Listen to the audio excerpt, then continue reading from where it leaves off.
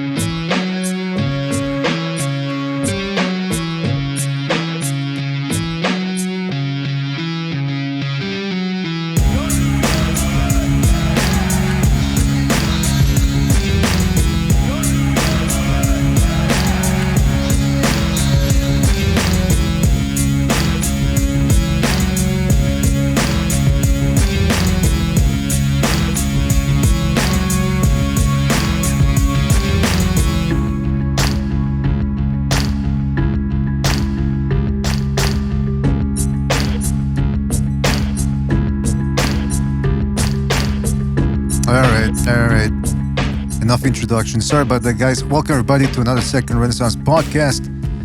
Broadcasting to you live from the true north. This is your friend, Mr. PDA. I'm glad everybody could be on board for this one. My co-host Bucho will be joining me soon, I do hope. I was having a little trouble with the Discord. I wasn't signed in. But listen, guys, thank you for joining us. We're gonna have a nice little podcast here, talk about just anything boxing. As you know, most of the boxing is postponed for the near future. Hopefully, if we're optimistic, late April, we start getting some cards back, some entertainment. Because I can only watch so many Seinfeld reruns, man, before I start looking for something else. Shout out to SSB28, Ben G, Cerny Banders, Double A, Baboon Boxing, SSB28. Yes, all right. So many more people come, I'm sure. Glad to be able to provide a little entertainment with you guys, talking with some people. Cerny Bander says, Seinfeld, great show. Absolutely. One of the best, if not the best, sitcom ever. Top of my favorites would be The Simpsons, Seinfeld, and I'm trying to think of what other show has as much rewatch value. Ben G says, kids need to go back to school and my wife needs to go back to her office in the city. Listen, you know what? The worst thing about this is, the most frustrating is the fact that when I used to be in school, high school, college, whatever, and college, I should say, I was always hoping, especially during exam time, I was like, man, I hope something happens, a gas leak or something in the cafeteria so we miss school for about a week, at least.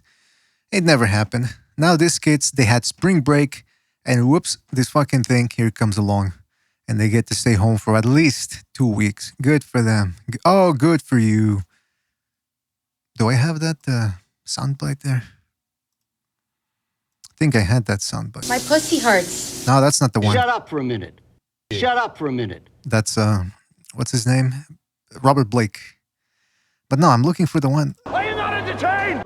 Seriously, man, you and me, we're fucking done professional. Oh, I don't have the Christian Bale quote where he goes, oh, good for you. Anyway, listen. We're going to be talking some boxing here. Who else is in the channels? All Boxing Talk and News says, oh, BD in the house. Ola, God bless you all. Yeah, that's right. God bless us all. We're all very lucky. I assume we're all in first world countries. So we can just hunker down, drink a little hot chocolate, have a good time. Benji says, exactly. We never had this much time off from school growing up. I'm telling you, it ain't fair. I don't want to sound like a whiny guy, but it just really isn't fair. Jibuki says, if there's anybody out there hearing this transmission, please be advised, my ration is wearing down. I only have 5 years of ration. I'm hoping this coronavirus will go away. SSB says, I'm in Toronto, Ontario, Canada. Oh my goodness. All right. Well, that's what I'm saying. That's good. All right, so what was I going to talk about here? I was going to talk about, I sent out some invitations. Hopefully people get them. But I want to talk about, I was reading Ring TV, and there was an article that they posted with Nassim Hamed, where they talked to him about his greatest wins. And lo and behold, wouldn't you know it, he comes up with some good stories, a little behind the scenes info about his win over Steve Robinson, Tom Johnson, Jose Badillo, Kevin Kelly, Wilfredo Vasquez, Cesar Soto, which was a tough fight for him, Bungu, Augie Sanchez. But this is where it takes a turn for the bizarre.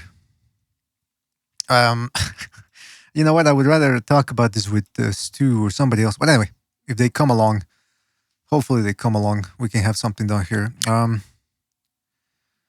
The Quack says, my best friend's sister might have the first case of the virus in Orange, California. She's really sick. What are the odds? Well, hopefully she feels better. If she's young and in shape, again, we're in a first world country. I mean, we don't have to worry about much over here. Hey, what am I in? Did this thing kick me off the call? What is this? All right, guys, if anybody wants a link for the Discord, hit me up because I'm not seeing anybody right now here. So I can't very well call the people that are on. And Discord kicks me out of a room. So just hit me up, guys. And let me know if you want a link. Benji says that Kevin Kelly win was big for Nas. Absolutely. if not the biggest win for him. Because Wilfredo Vasquez was a tough guy too. He did beat Orlando Canizales, although that win it was a little close. It was a little close, but nevertheless, it was quite a win for Vasquez. And the fact that what's his name, Nassim Hamed was able to take him out, it was quite impressive. I want to see some highlights from that. Hold on, I can't play them to you guys. I just want to see exactly what happened here. Oh yeah, he dropped him pretty early on.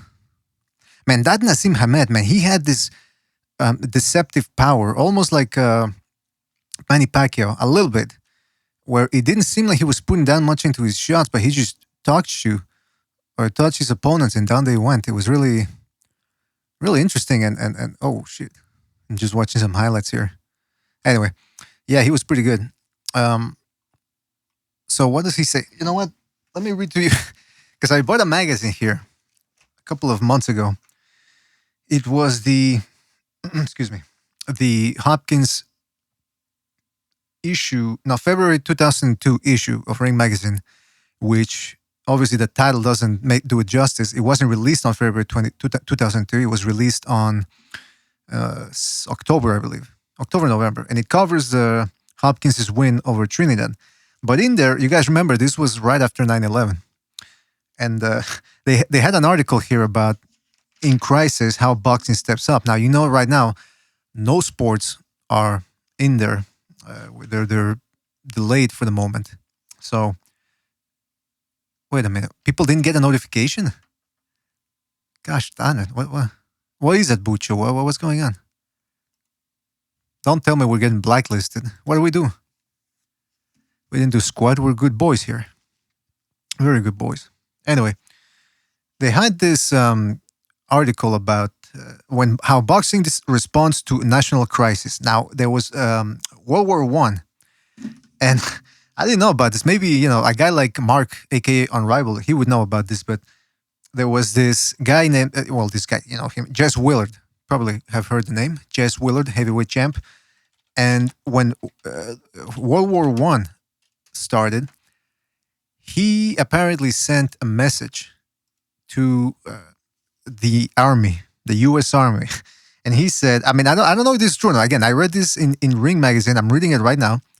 So there should be no misequivocation about any of this. I'm not making this up. I'm not besmirching his name. So he was 6'6", Willard, 250 pounds. Willard looked big enough to take on the Hun by himself. But the next day, okay, so he said he delivered the sport for some considerable. Willard sent the commander-in-chief. Who was the commander-in-chief in 1917? Any history buffs know who the American president was in 1917? Let me know. The winner gets a big old prize. By the way, don't forget to hit the like button, subscribe, all that good stuff. And if you got a couple of shekels to donate, you can do so with the super chat feature underneath the chat box that you get there. So at 6'6" and 250 pounds. Oh, okay, so Willard sent the commander-in-chief a telegram that read, "I am ready to fight for my country. When do you want me?" All right, so that sounds pretty assertive, right, from Jess Willard. Well, apparently the next day they wired him. The reserves, the military reserves, were waiting for him, and they wired him a communique. Whoops! All of a sudden, no response from Jess Willard, and Big Jess was fulfilling a circus engagement for $1,000 a week. A week later, he told the press that he'd been rejected for service because he was too big. Because he was too big. This was news to the army, which could find no record of an attempted Willard enlistment, and they said that it would gladly accept the heavyweight champion anytime. Willard's sudden silence made him even more inconspicuous than his size, and it was soon reported that military authorities are losing their patience with boxers who are using publicity about their intended enlistment for professional advertising.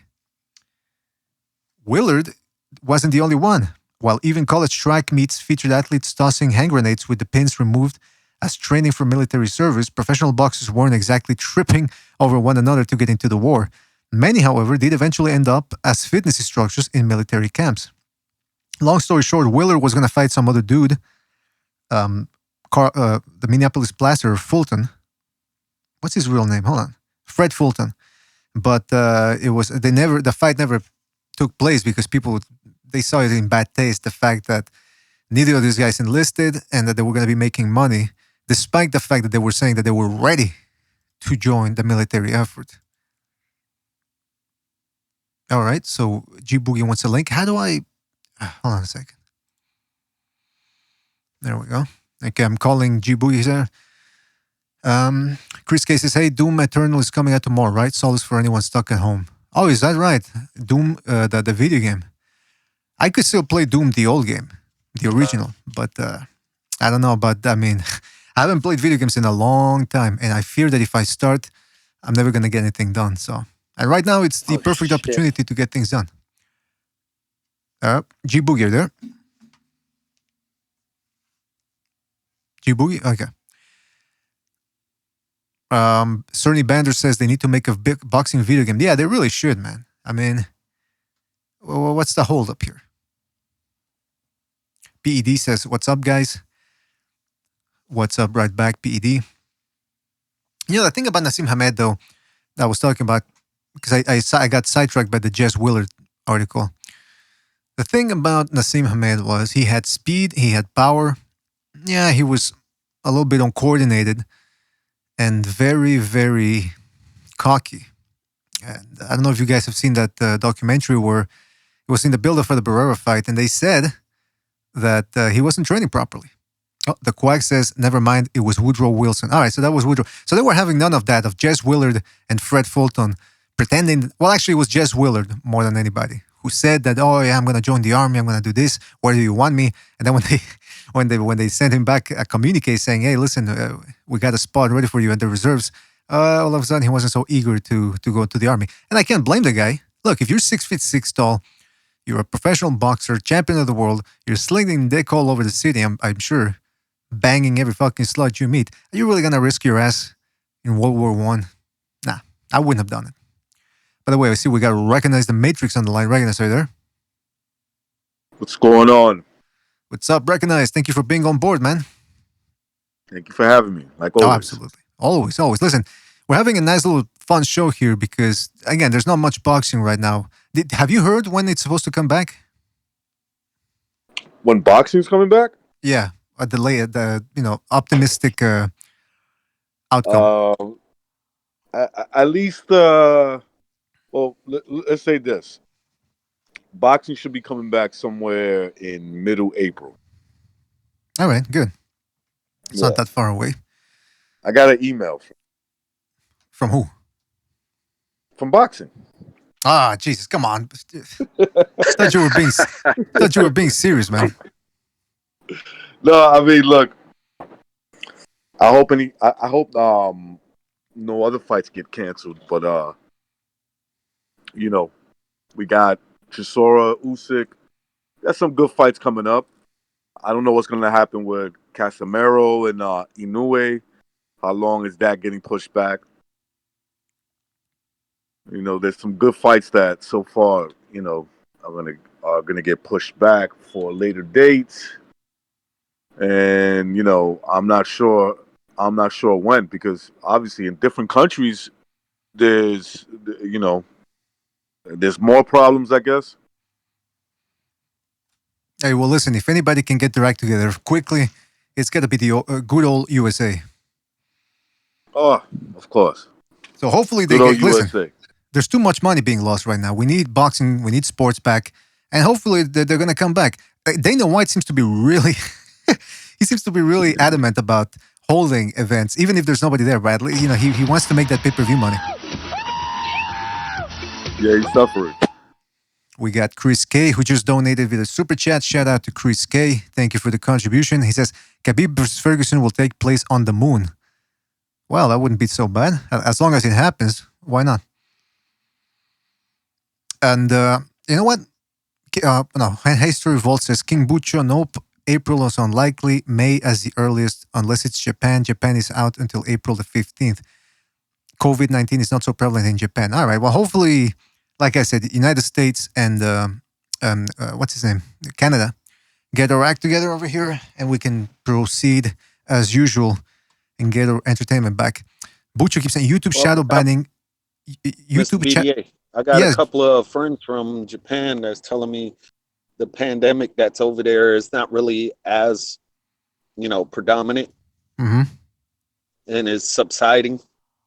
Plus, they have, certain uh, benefits between the two countries that's over there, that's helping out Japan.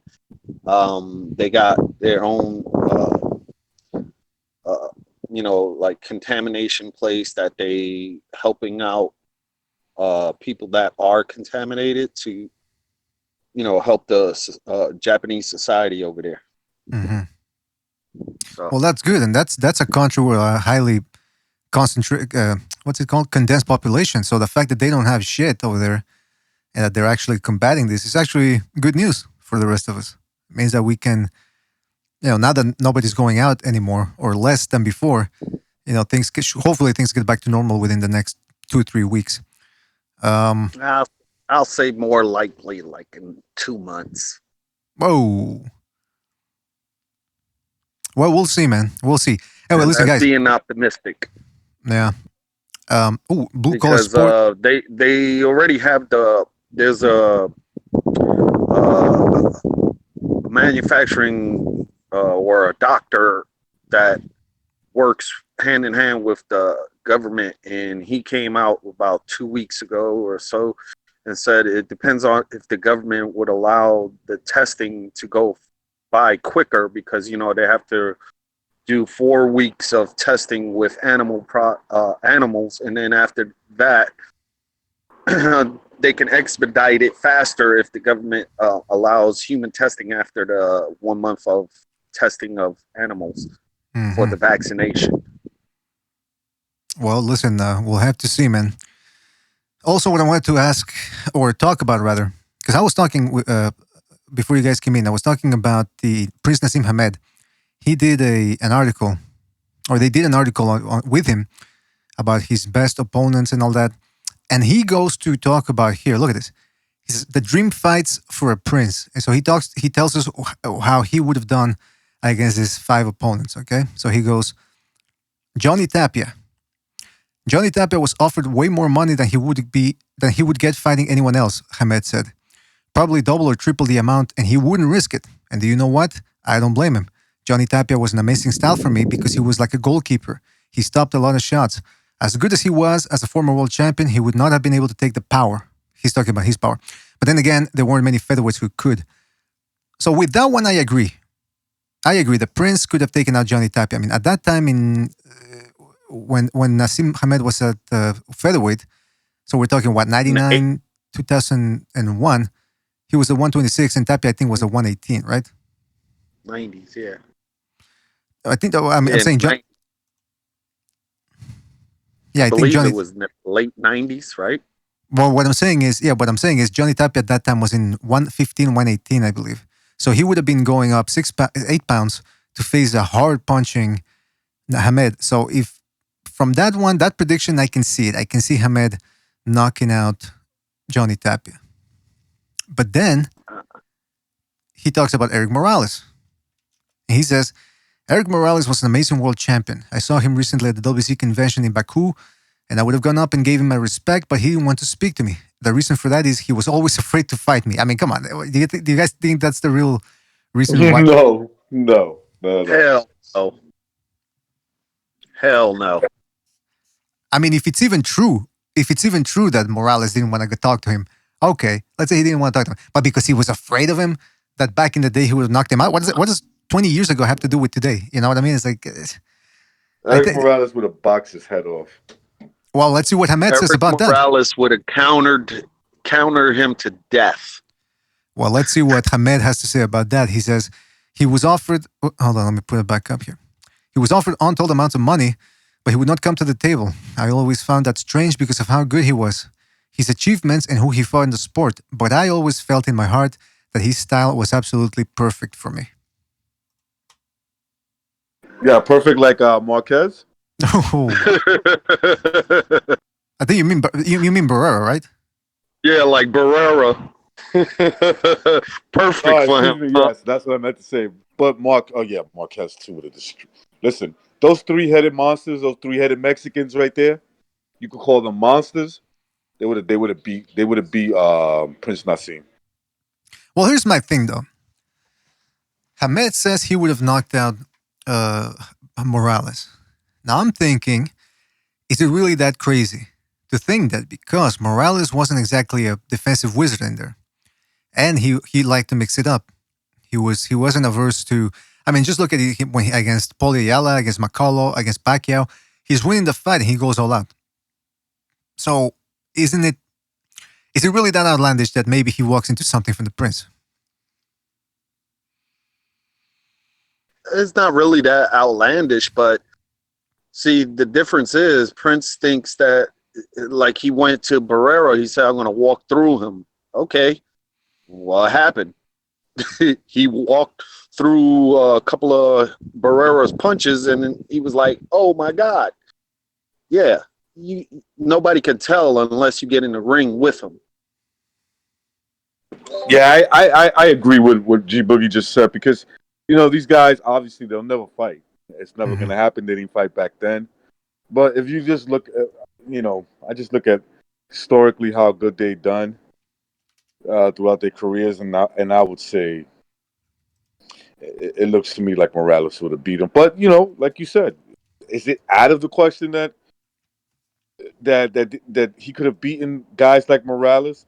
I don't think it's out of the question. I think he would have had a good shot. Mm-hmm. Yeah, because I mean, you got to remember.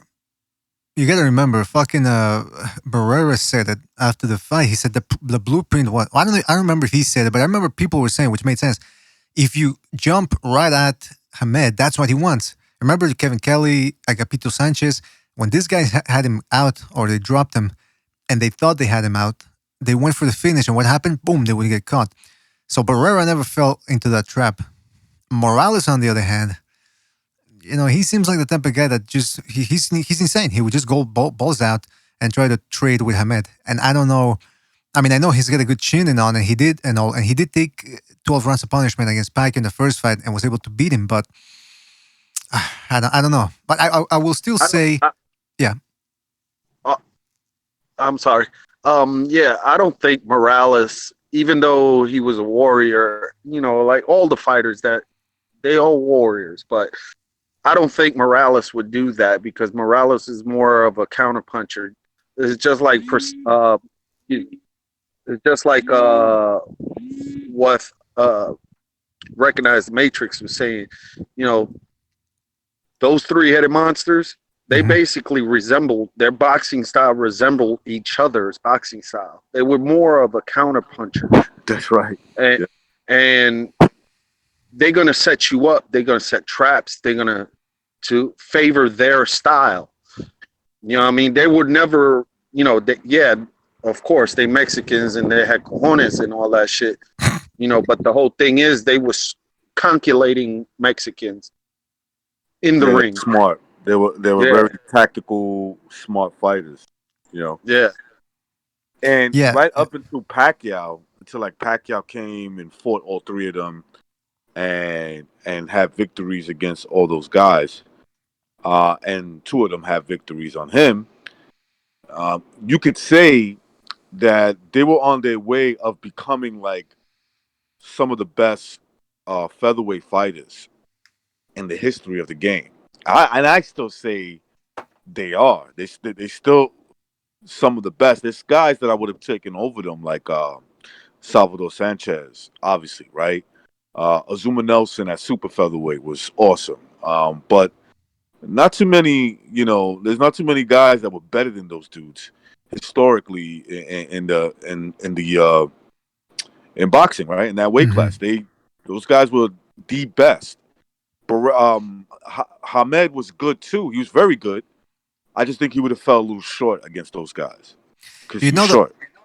Well, I don't know if that's a pun on him or not. Yeah, he was 5'3", I think. But you know what? I mean, the guy did beat some very good fighters. It's just that when he stepped out against Barrera, he got schooled, and then he never fought any other guys. He never fought Morales. He never fought Marquez. He never fought. He never fought Tapia, for example, who was a 122, 126 by 2002. by the year 2002. And then when Pacquiao came along in 2003, that was Hamed had already been retired for about a year. So that's what that's what we got here. That's what we got here is he never fought on that later. And so there's always, it's like with Salvador Sanchez. He's got that mystique about, whoa, what if he would have been alive? Same thing with Hamed, except for him, it's negative because he's fighting against Barrera. He got schooled. Then he fought some Spaniard and didn't do all that well. It was a boring fight. So the lasting images we have of Hamed is mediocre fighter. But for a while there, most people thought he was pretty unbeatable. He was very good, man. The guy Right. he was exciting. He had punching power. But one of those guys, I think especially in the lower weight class, south of the heavyweight, once a puncher gets exposed, they got to change their game plan. They got to change it because there becomes a blueprint to beat them. Mm-hmm. You get what I'm saying? So if they continue with the same approach, they're gonna get like we saw Mike Tyson once he got defeated. Now he went to jail, so things changed, and so when he came back, he quite wasn't himself. But he really didn't change that much of his style, right? Except what? Train harder. Just don't take no opponents lightly, because he had like 4 fights before he went to prison, and I thought he did pretty good. For him, he fought Razor Ruddock twice, and I thought Razor Ruddock was better than James Buster Douglas. Okay. My bad. And so punches got to change their. My point is that punches got to change their game plans. Guys like Hamed, who never really came back. He had one. Did he had just one fight after the Morales? The Barrera loss. I mean, Yeah, he fought he some only had one Spaniard. boxing fight. Yeah, he fought a Spaniard guy. Yeah. And he went the distance with It was kind of a lackluster fight. So we never really got to see him adjust. You know what I mean? Yeah, we never. Yeah, that's the thing. That's what I'm saying is his last fight, 2 fights, he didn't look great or good even. So now the last thing we have is him struggling. So every time we bring him up against Marquez or against even a guy like Tapia, people will say, I mean, somebody, I can't see it right now, the comment, but somebody said a couple of comments ago, he said, Hamed loses to all those guys, all the 5 guys that they mentioned in Ring Magazine. And I'm thinking, come on, I mean, Tapia was smaller. So it wouldn't surprise me if Hamed could take him out. Morales, he was never a defensive wizard or as disciplined a boxer, I would say, as Barrera.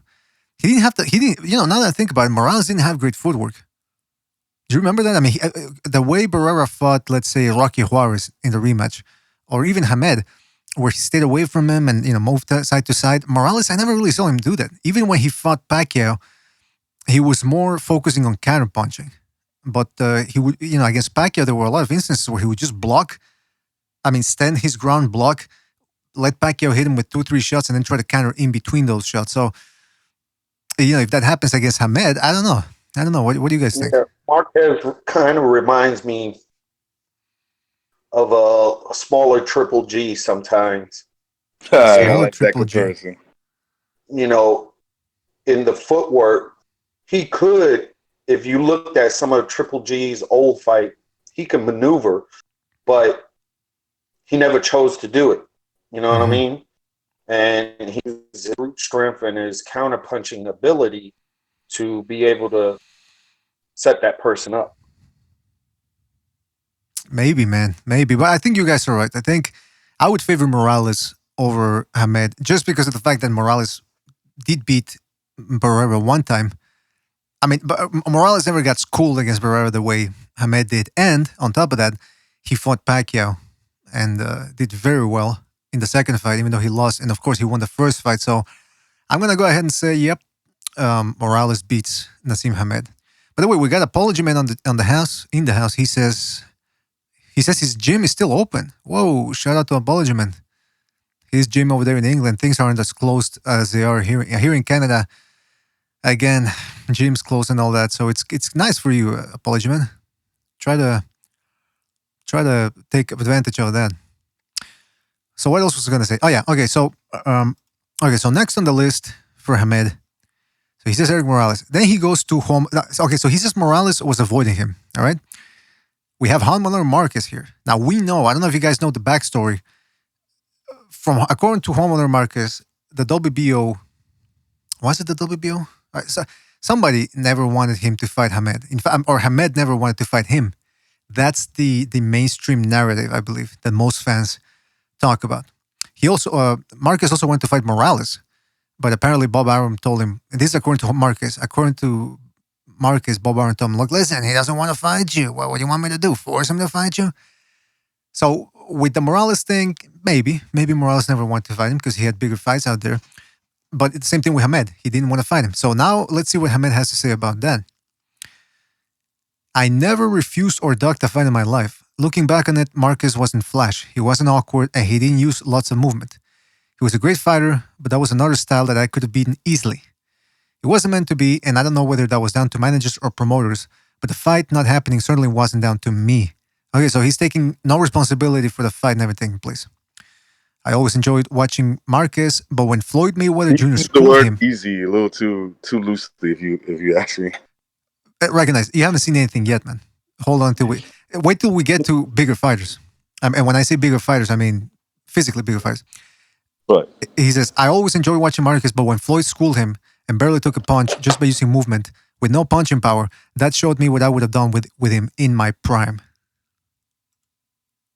So he's saying Mayweather had no power, which is bullshit. He does have a good amount of power, especially against the smaller Marquez.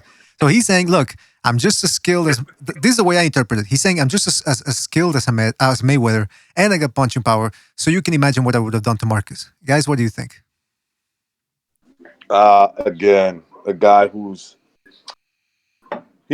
he's reminiscing and looking at himself as, this legendary status that he would have beaten these guys.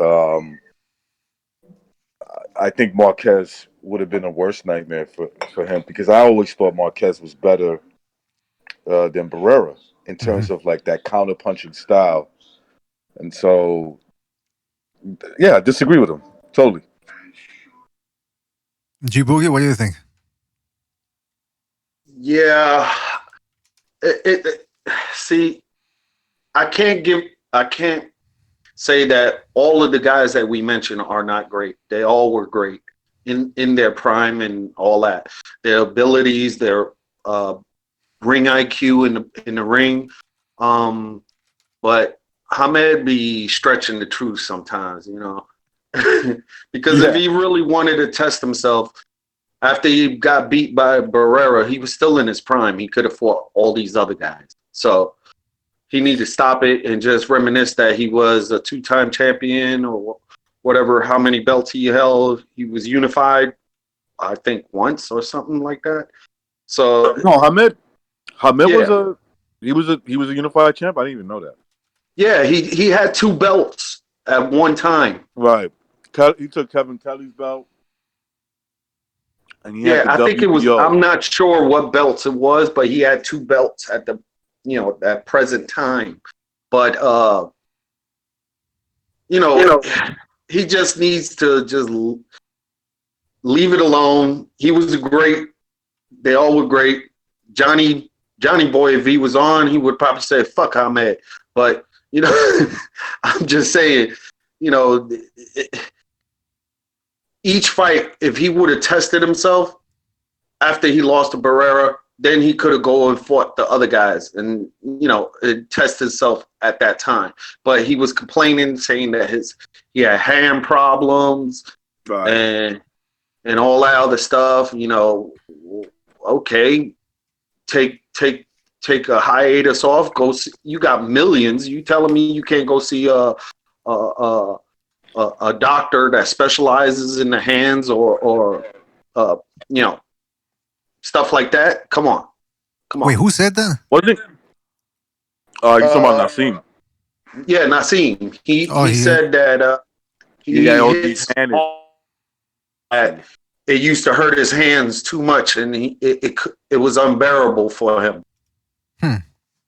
I didn't know that, I man. believe that. I really do because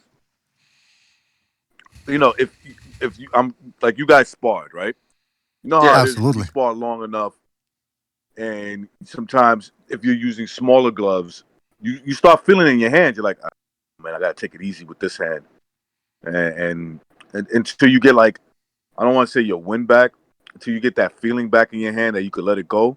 So it's possible that a guy like Nassim who punches really hard, right? He would put a lot into that punch. I could see him definitely hurting his hand, but he could have taken care of it. There's plenty of guys that I look at Manny Pacquiao's hands, and he's got big ones for a guy. In terms of his size, weight class, and everything, he's got some big hands.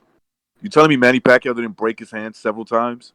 I'm sure he has, and Yeah, I'm he pretty got sure he over has. it. Yeah. And he got over it though. That's the thing.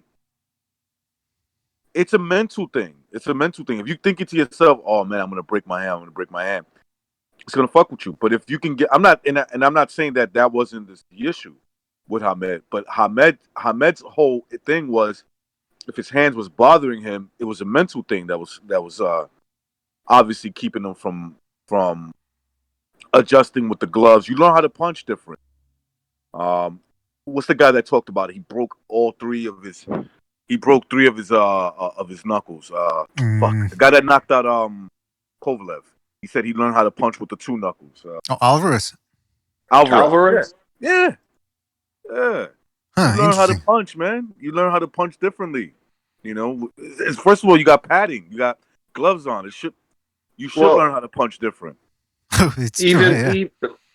Look at it like this. Look, even Floyd Mayweather, when he has started having hand problems because he had those baby hands and shit, but he used the grants and he designed something that it's legal and it protects your hands. So, okay, what's the excuse? You're a multimillionaire, man. Come on. You know the boxing rules and you know the ins and out. And you telling me you can't go to an official person and say, "Hey, I'm thinking about doing this and this, give me some guidance on it, mentor me on it, or what should I do because my hands such and such." Come on. Floyd Mayweather did it. Why the hell he couldn't do it? He had millions back then. That was more money He was making back then than what it is now. If you think about it, he was getting HBO to get him to sign with HBO. They had to shell out some money, and this is in the late '90s, early 2000s, I want to say. And he was getting like maybe $5 million a fight, and that doesn't mean that every fight was $5 million. I'm talking about for him to fight Augie Sanchez was $5 million. But when he stepped up the pace, like I want to say Kevin Kelly and Barrera, I think he got somewhere close to $10 million. So that was a lot of money back then. Fuck, for a little guy, yeah. Yeah, for a little dude, of course, man. Well, that's what we got to give him credit for. Hamed really did bring a big name to the lower weight divisions. Because I mean, before that, who was it? Carvajal, Chiquita Gonzalez. But I mean, they weren't exactly. Yeah, they weren't exactly filling up the arenas. I mean, think about it. At featherweight, those guys hit like giants, man. Like, yeah, I remember the sound of their punches, man. The way when they were hitting each other, it sounded like bombs. Mikey Carvajal, shit. Yeah. Track too. He knocked out Gonzalez in the first fight, and a fight that I thought Gonzalez was clearly winning. Yeah.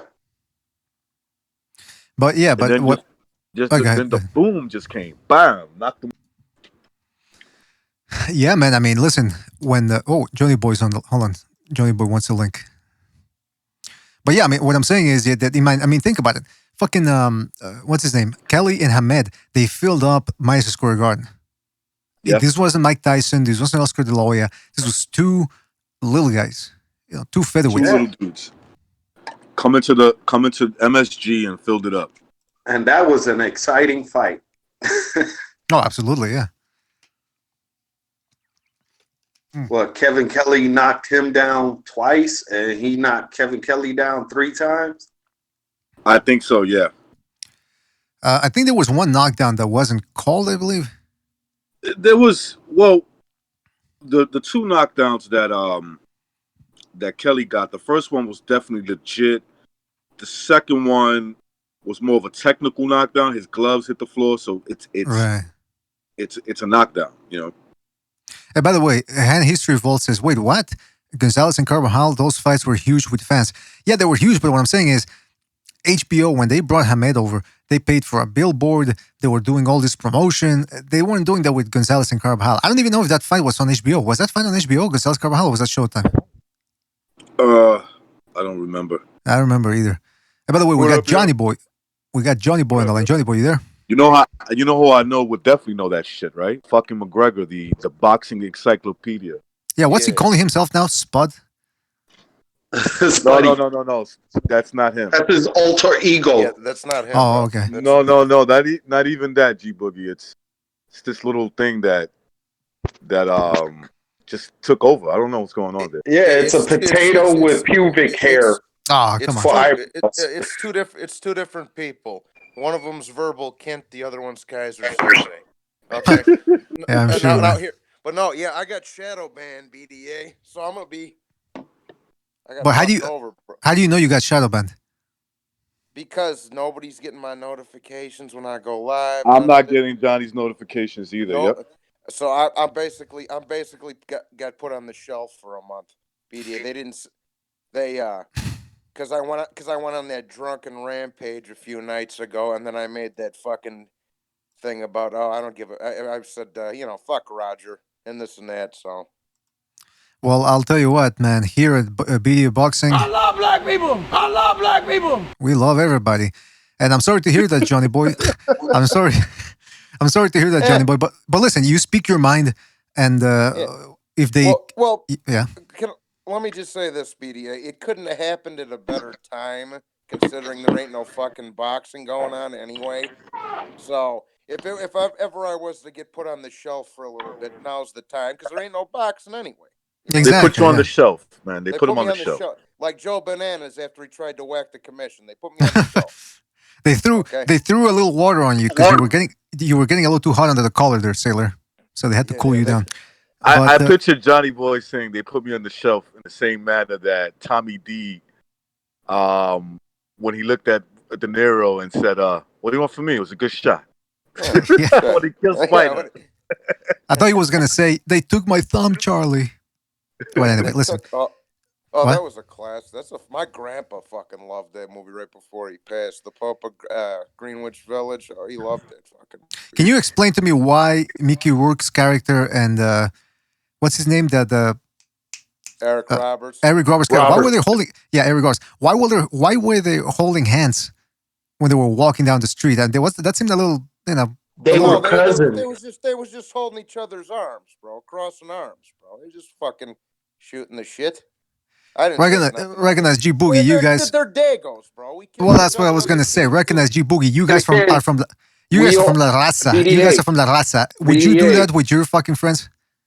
There were certain people. There were certain people that I was close to like that.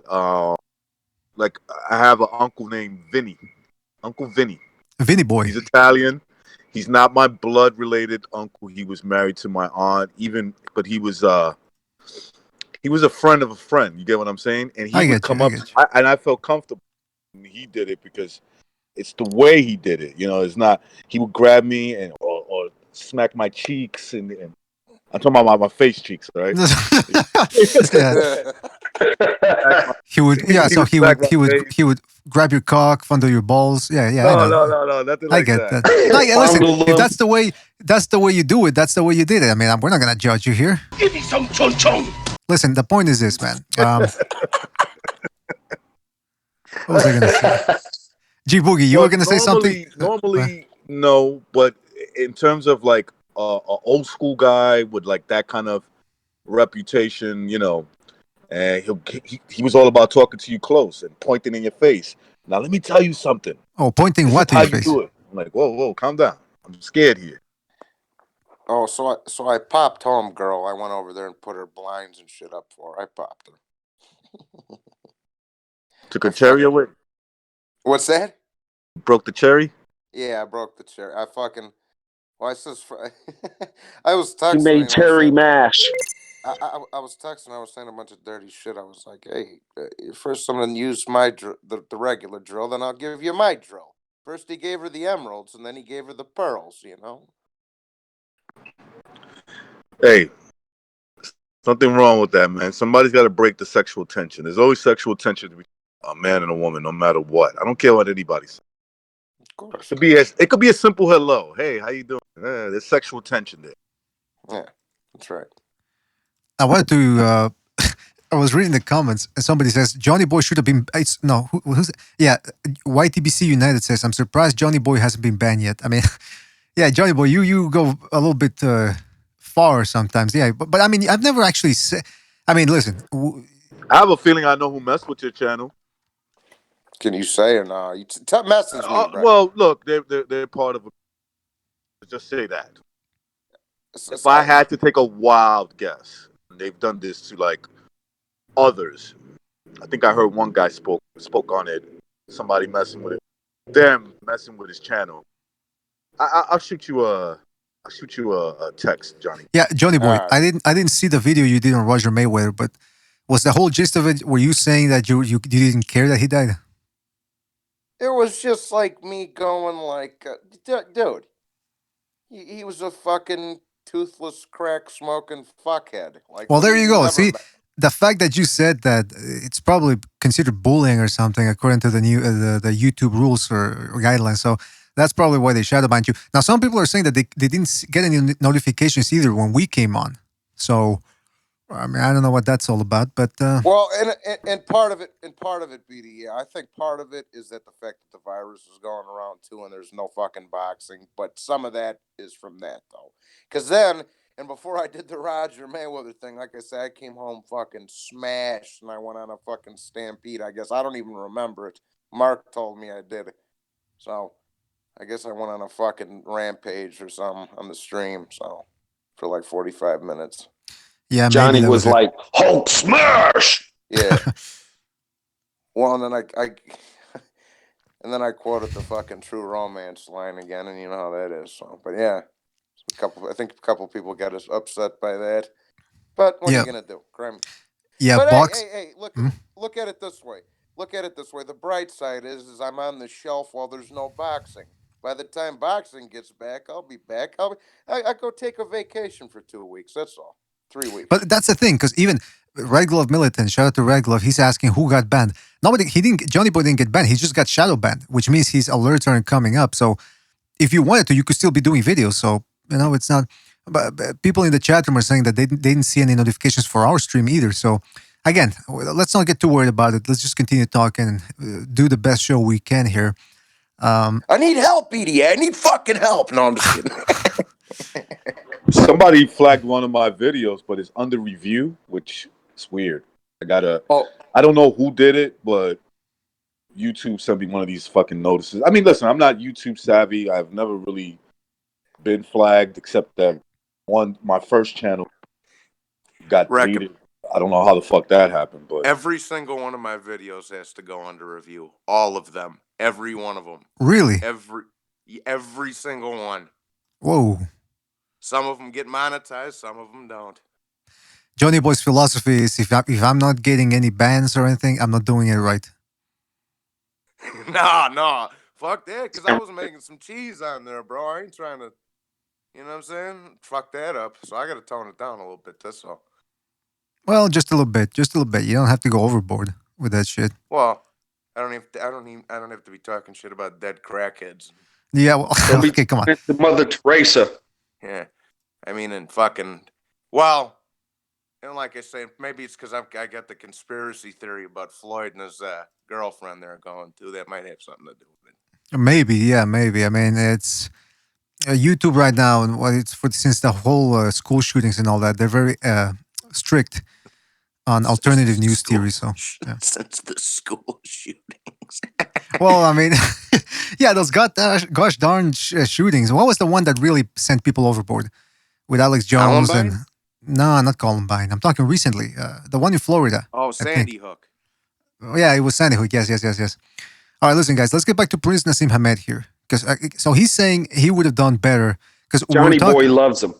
Johnny Boy loves Nassim Hamed. Okay, well, we're gonna get to that.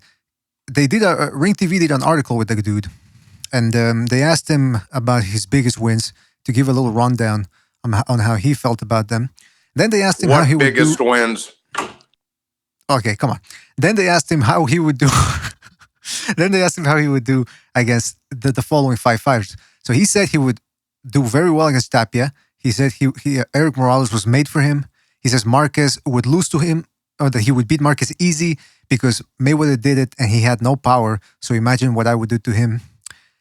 Next, we get to Arturo Gatti, who, if you remember, in 2000 and no, actually, no. Snap. We get into deep waters here. That's right.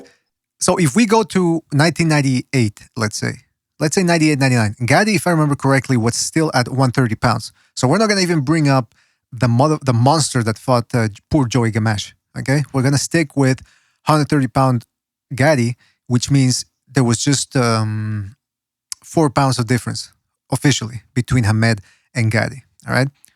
So here's what what Hamed had to say about Gatti. I never found out why that fight never got made, but I think it was down to the fact that he was heavier than me. He was a weight class heavier, and I never fought at 130 pounds. They all wanted to fight me because I was the golden kid at the time. I was the one that demanded and commanded big paychecks. That fight was discussed when I just cracked open the floodgates for all the smaller fighters to get paid. All right, so he's tapping himself on the shoulder there, too, that he opened up the gates, which is true, but, I don't know why he's mentioning it. And then he says, but I could have fought Gatti at a catchweight, and it would have been very easy to smash him up. Gatti would have been destroyed in half the time Floyd did him in. So Floyd beat him in 5 rounds. Hold on. Yeah, I'm putting it up right there on the screen. Floyd beat up Gatti in about 5 rounds. So Hamed is saying he would do it in half that time, meaning 2.5 rounds. So, within the first 2 rounds. Guys, what do you think about that? Come on. No. I don't even know if he could have beaten Arturo Gatti. I'm not saying he would have had no shot, but I think Gatti would have been too much of a threat. He hits him, he's going out. He would have, man. He said he beat Johnny Tapia. He would beat. He might have beaten Tapia. I mean, I say Tapia would have given him. It would have been tougher than he thought. Let's just put it that way. But Tapia could have pulled it off. I think Tapia would have smoked the Prince, bro. I think he would have beat his fucking ass. Look, the one thing he had over the Tapia was punching power. Tapia was a volume puncher. He hit a lot of shots. I actually thought. Go ahead. No, I was just gonna say, and also, if he could have beat Juan Manuel Marquez so fucking easily, how come he never fought him? He was his mandatory for 2 years. The Prince was a little bitch, bro.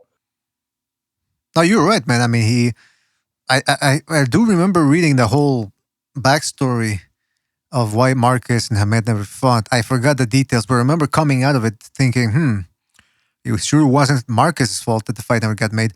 But according to this article, Hamed is saying that it's not his fault either. He says he doesn't know why the fight never got made. I mean, but what was I going to say? Oh, yeah, look at this photograph here of, hold on a second. Arturo Gatti, when he knocked out Joey Gamache. This is a guy that was weighing 150-something pounds, Gatti. I know he's flexing and all that, but man, he never, even when he fought Ward, I think maybe Ward made him look small or something, but fuck, that Gatti at 100 pounds, 40 pounds, I should say, against Gamache, man, he was scary, man. He was bouncing poor Gamache's head back and forth. I mean, it was just, scary. That's the thing about Gatti. Gatti was a bit of a boxer, too. He knew how to box. He just chose to, brawl. That was... But there was several fights that Gatti showed that he can use boxing skills to win fights. Mm-hmm. Yeah, and the other thing is, let's say he doesn't outbox Hamed, but man, when Gatti started swinging, how many times did he bail himself out with that power of his? just swinging for the fences and catching guys. I mean, Hamed had been Wilson dropped. Rodriguez was the best example. Yeah, I was just gonna say that. That him and Ruelas, they fucking, you know, because they was both teeing off, and he was in trouble, and he clipped him, and after a good war, you know. Mm-hmm. Uncle Bert Apostrophe asks, what weight was Hamed talking about? I think they're talking about 130. 130 pounds. I think that's really They have to be talking about 130 because Prince never fought at 35, did he? Nah. No, he never even fought at 130. Yeah, that has to be 130 then. Yeah. I can't give him credit. Look, I think that True Gotti would have been too much for him. He would have caught Gotti with some good shots, maybe even stumbled him a little bit. But Gotti would have he would have stood his death ground. You ever see him stand his death ground when you got to fight him?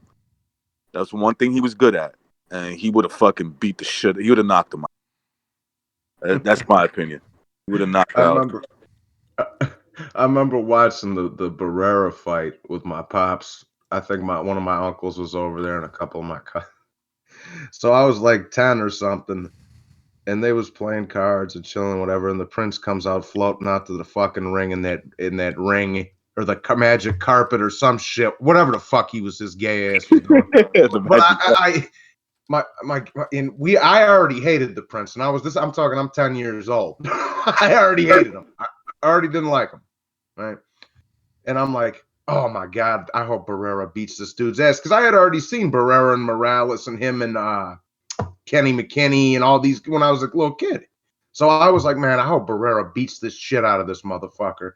And and it happens, and I'm going nuts when I'm a little kid because I liked Barrera and them when I was little, and he said, and my old man was like, yeah, they should let Barrera fly out of the ring on his fucking carpet. Yeah,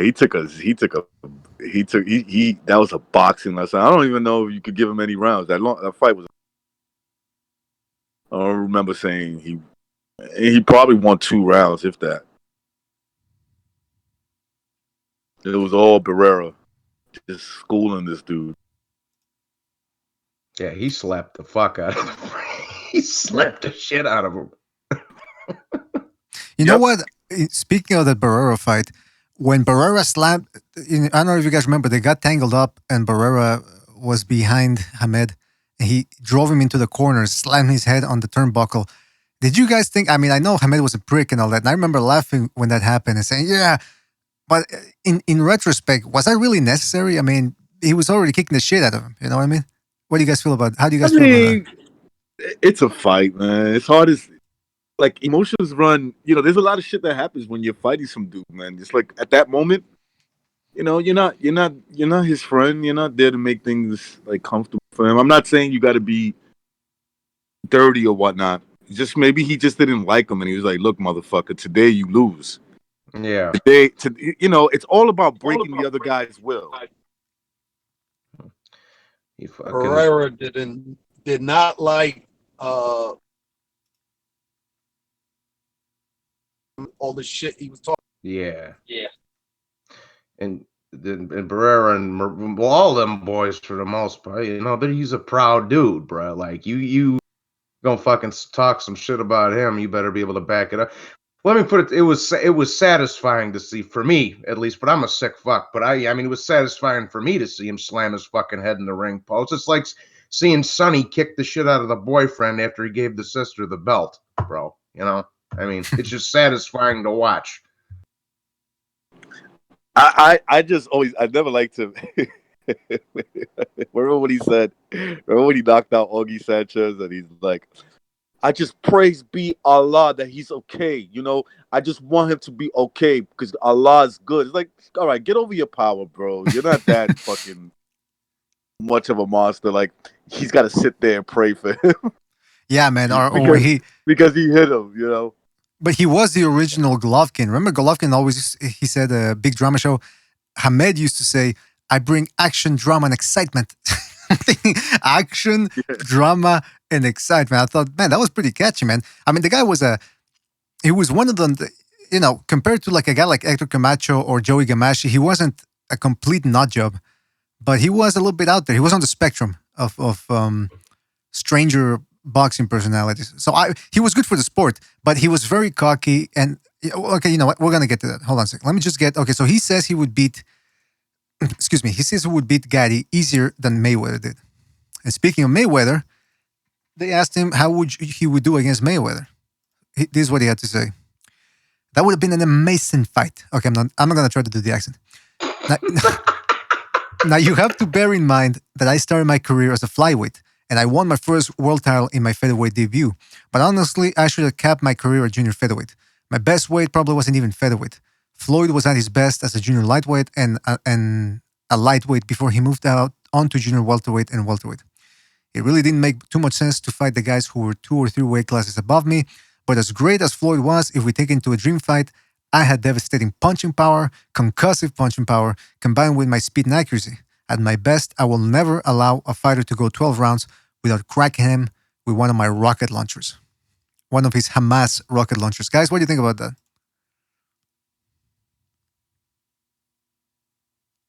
He's talking about Floyd, right? Yes, he is. Fuck out of here. Oh, man. That's all that needs to be said, right? Floyd would have embarrassed him. I mean, listen. He would have embarrassed him. We talk about Mayweather as, some people on this show think that the guy was overrated. Was that G-Boogie? Pretty boy Floyd in 130, 135 would have beat the dog shit out of fucking Hamir. Amir? What? He would have beat, Hamed. Oh, okay. At Pretty boy Floyd at 130, 135. Yeah, he would have beat the shit out of Amir Khan. What's his name? The other motherfucker. Nassim Hamed. Yeah, that motherfucker. Well, we got 2 things here. We got G Boogie's opinion on Hamed Mayweather, how that would go, and we also just found out that he's an Amir Khan fan because he can't keep his name out of his mouth. Good for you, G Boogie. I mean, listen, Amir Khan doesn't have that many fans, so he needs every fan he can get. So good for you, man.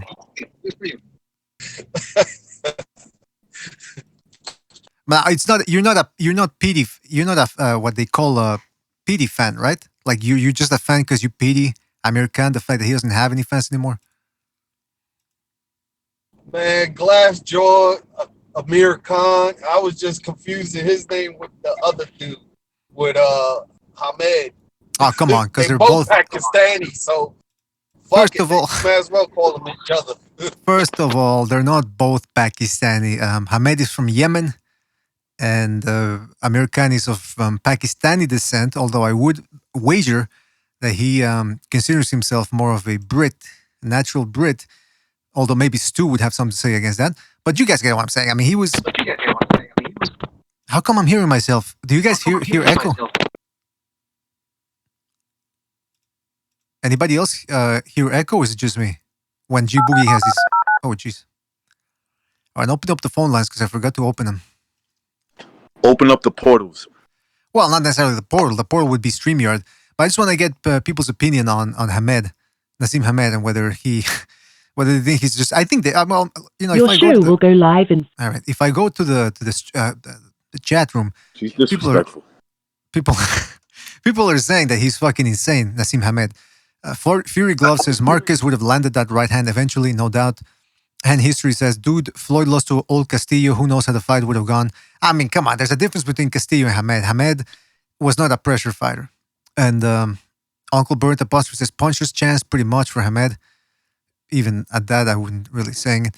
Ralph Unreal says, this dude is trolling? I don't know, man. I think he's being serious. But BDA, let me just say this one thing. I don't know who said that in the chat, but Floyd versus Castillo and Floyd versus the Prince are 2 completely different matchups. Completely different matchups. Mm-hmm. Styles make fights, bruh. Absolutely. I'm in complete agreement with you. Yeah, Floyd would have beat him up in a sense the way he beat up Angel Matty. That's what I think. I'm thinking. Yeah, maybe because I mean he did take out Manfredi pretty early on, in the fight. That was very impressive. Now, I think the fight was stopped a little too early, but he would have beat him up in that sense, the way he was having success with him. Mm-hmm. Hey, by the way, guys, phone lines are open, so if you want to call in, give us your opinion on what we're talking about here with Floyd Mayweather. I mean, Nassim Hamed saying he would beat. I mean, I'm putting it. I'm gonna put it up again. It's right there with on Ring Magazine. He's saying he would beat Floyd Mayweather, Arturo Gatti, Juan Manuel Marquez, Eric Morales, Johnny Tapia. He don't. I like. You know what I like about that though? As much as how gangster some of them dudes are on the list, he don't even speak a fucking word about Pacquiao. He knows better. You understand? I mean, Pacquiao was 2001. Hold on, let me check. I got my Ring Magazine issue here. All right, this is from September or October 2001. So I want to see what the rankings were here. Pacquiao at this point was.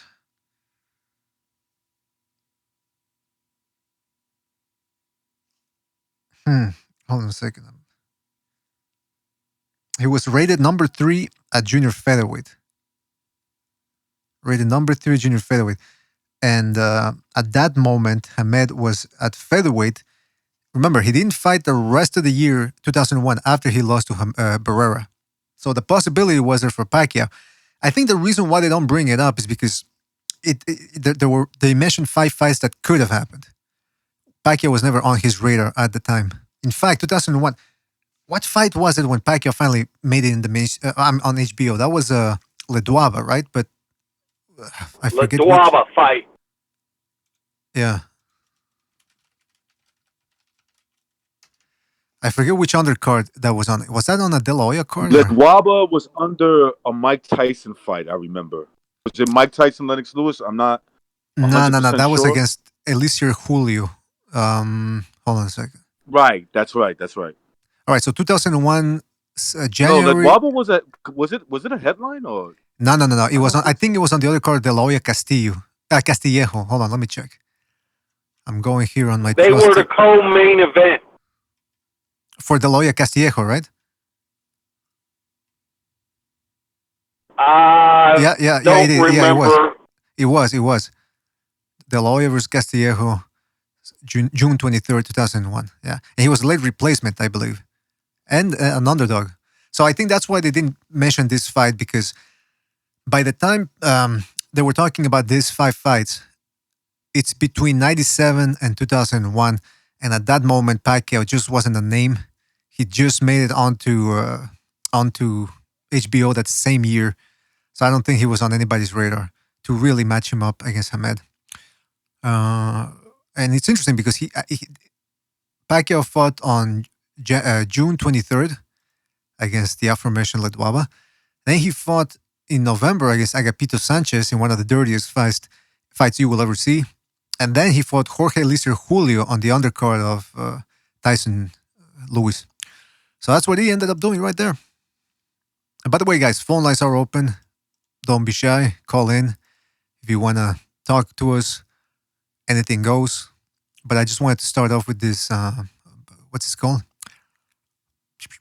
With this Nassim Hamed. By the way, I'm checking the Discord. Somebody just put a Saint Brit, I think it is, just put a video of Andy Luiz at age 16 dropping UFC heavyweight champion Andrew Arlovsky. Whoa. Let me check that out. Nice. Let me check that. I don't know if we can play it though. So, but I'm gonna play the sound at least. Keep you entertained.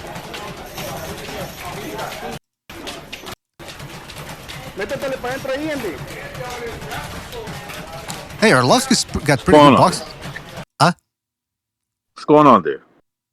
No, I'm playing because somebody put on the Discord. Somebody put a clip of 16-year-old Andy Luiz sparring Andrei Arlovsky. And by the way, Arlovsky's a pretty good boxer. Andrei Arlovsky had a suspect chin, though.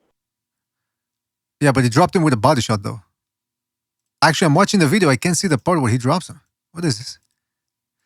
And by the way, that's a 16-year-old Luiz. He looks like a baby bear, man. What the fuck? He was already a fatso at 16. Check out the BDA Discord. You guys can watch the video there.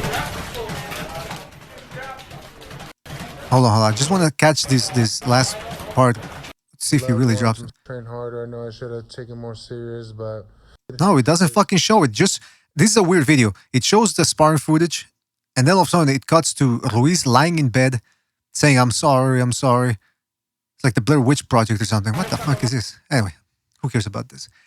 What was I gonna say? Can't believe this shit. What happened? No, I'm trying to order some food, and they don't have everything in the restaurants. You know, like I'm trying to order some Spanish food, and I ordered from a Spanish restaurant, and they're like, "Yeah, we don't have any rice, though. Sorry." No tiene arroz con bichuela y No tiene arroz con gandules. habichuela. ¿Qué es lo tuyo, mujer? ¿Pero qué está pasando aquí? No, ¿Cómo tú no tienes arroz? ¿Cómo no tienes arroz, chico? ¿Qué está pasando aquí? ¿Qué no está tengo pasando? arroz. No tiene ni arroz blanco. No, ni eso también. Ay, carajo, coño.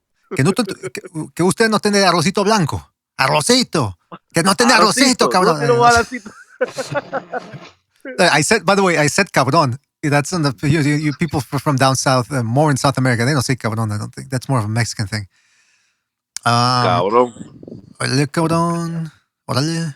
What was I gonna say? That's what Manuel and Jose call me at the golf course when I go play golf. Hey, cabrón, how's your papa? And by the way, let's read some of the comments here from Ring Magazine. The people that were talking on the Hamed article. Okay, Angel Morningstar says he calls terribly an easy fight and Juan Marquez as well. LOL. Yet he got bombed out and showed he didn't have the heart of a lion, but the heart of a chicken when Barrera embarrassed and schooled him with ease. Marquez would have whooped his ass just as badly, and that's why he didn't fight him. He's still the heart of a chicken. I mean, come on, that's a little too mean, man. The hatred for Hamed was real, bro. We really didn't like that. I kind of liked him because he was a troll, but like at the same time, he got him. Like I was real happy to see when Barrera beat him. I wasn't like a huge Barrera fan, but I wanted him to win. The thing is, bro, I think Morales would have beat his ass even worse than Barrera did because I always thought Barrera was the better boxer of the two. Morales just would have came in there to fucking kill shit. Yeah, I agree with that. I mean, would he have beaten worse? He could have knocked him out because he was more jab, and he did it from a counter-punching perspective. Like, he could bounce on his feet, let you come in, whoop, whoop, and catch you with the 1-2. And so I think that it's very possible he would have at least beat him the same way. Yeah. I was saying that beat him the same way, man. My thing is this: I'm still a little unsure about Morales beating Hamed because again, if Morales just goes in there head first like a psycho, like the psycho he was when he used to fight, he might run into something. That's my opinion. Could be wrong. Well, if you know what, you're right. But would it have taken Morales out? That's the thing. That's a good point. Yeah, because Morales at those weight classes was almost impossible to knock out. Mm-hmm. Remember when he got stopped by Pacquiao, that was accumulation, that was punishment. That he had a war with him in the first fight, and then in the second fight, he was just basically he was done at that point, right? Mm-hmm. Like he was just like, man, I can't fuck with this dude. Yeah, man. Yeah, I mean, you're right, man. I mean, if I had to pick, if you guys say, listen, BDA, you got to pick someone, I would say, okay, I'm gonna gun pick to your Morales. head. Pick. First of all, like Precise said a long time ago, somebody puts a gun to my head, guess what I'm going to do? I'm going to pull their dick really hard. Like, just really yank it. And then we'll see who's firing bullets. That was you? Well, Precise said that if somebody put a gun to his head, he would pull a knife on them and stab him. But my version is better. I like better. I would pull the dick really hard and just yank it really hard. See what happens. Let's see you try to pull the trigger then, bad boy. All right, listen. Hey, we got Unrivaled, a.k.a. McGregor, is in the chat room. He says, wake up, open your eyes. We can stop it. We are the plan. I don't know what he's talking about. He's on a mission right now, Mark. Hey, Mark, if you want a link, hit me up. Mark is getting really upset, man. Dublin was a ghost town on St. Patrick's Day. But they're not under self-imposed quarantine, right? I don't know what. I think it's more self-imposed over there. I'm not sure if they have a curfew. What are we, 60 New York years old? City still doesn't have one. We don't have no curfew. I think Jersey does. Yeah, I read that. Jersey, a bunch of pussies over there. That's why. Jersey, over in Jersey. Jersey, he's in Jersey. Oh, hey, where you get those? he goes, "Hey, what do you think about those shades? Yeah, they're nice. They're imported. From where? Jersey." All right. What was I gonna say? Hold on. Oh yeah, okay. So Prince Nassim Hamed. So he's call in, guys. Don't be afraid. So Prince Nassim. This is another comment somebody made about Prince Nassim Hamed. He says, "Grade A big head, self-obsessed twat. Very good at his best, but he stopped training properly before he went out to the U.S. for his pension scheme." He calls it a pension scheme. I mean that it does make certain sense that he went.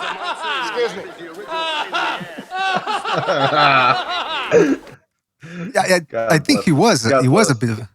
Was that? God bless I said, God bless the Teamsters pension fund. The Teamsters. The Teamsters. Was that from Casino or? No, that was from real life, bro. Oh, okay. Hold on a second. Yeah. My soundboard is fucking with me here. Hold on a second.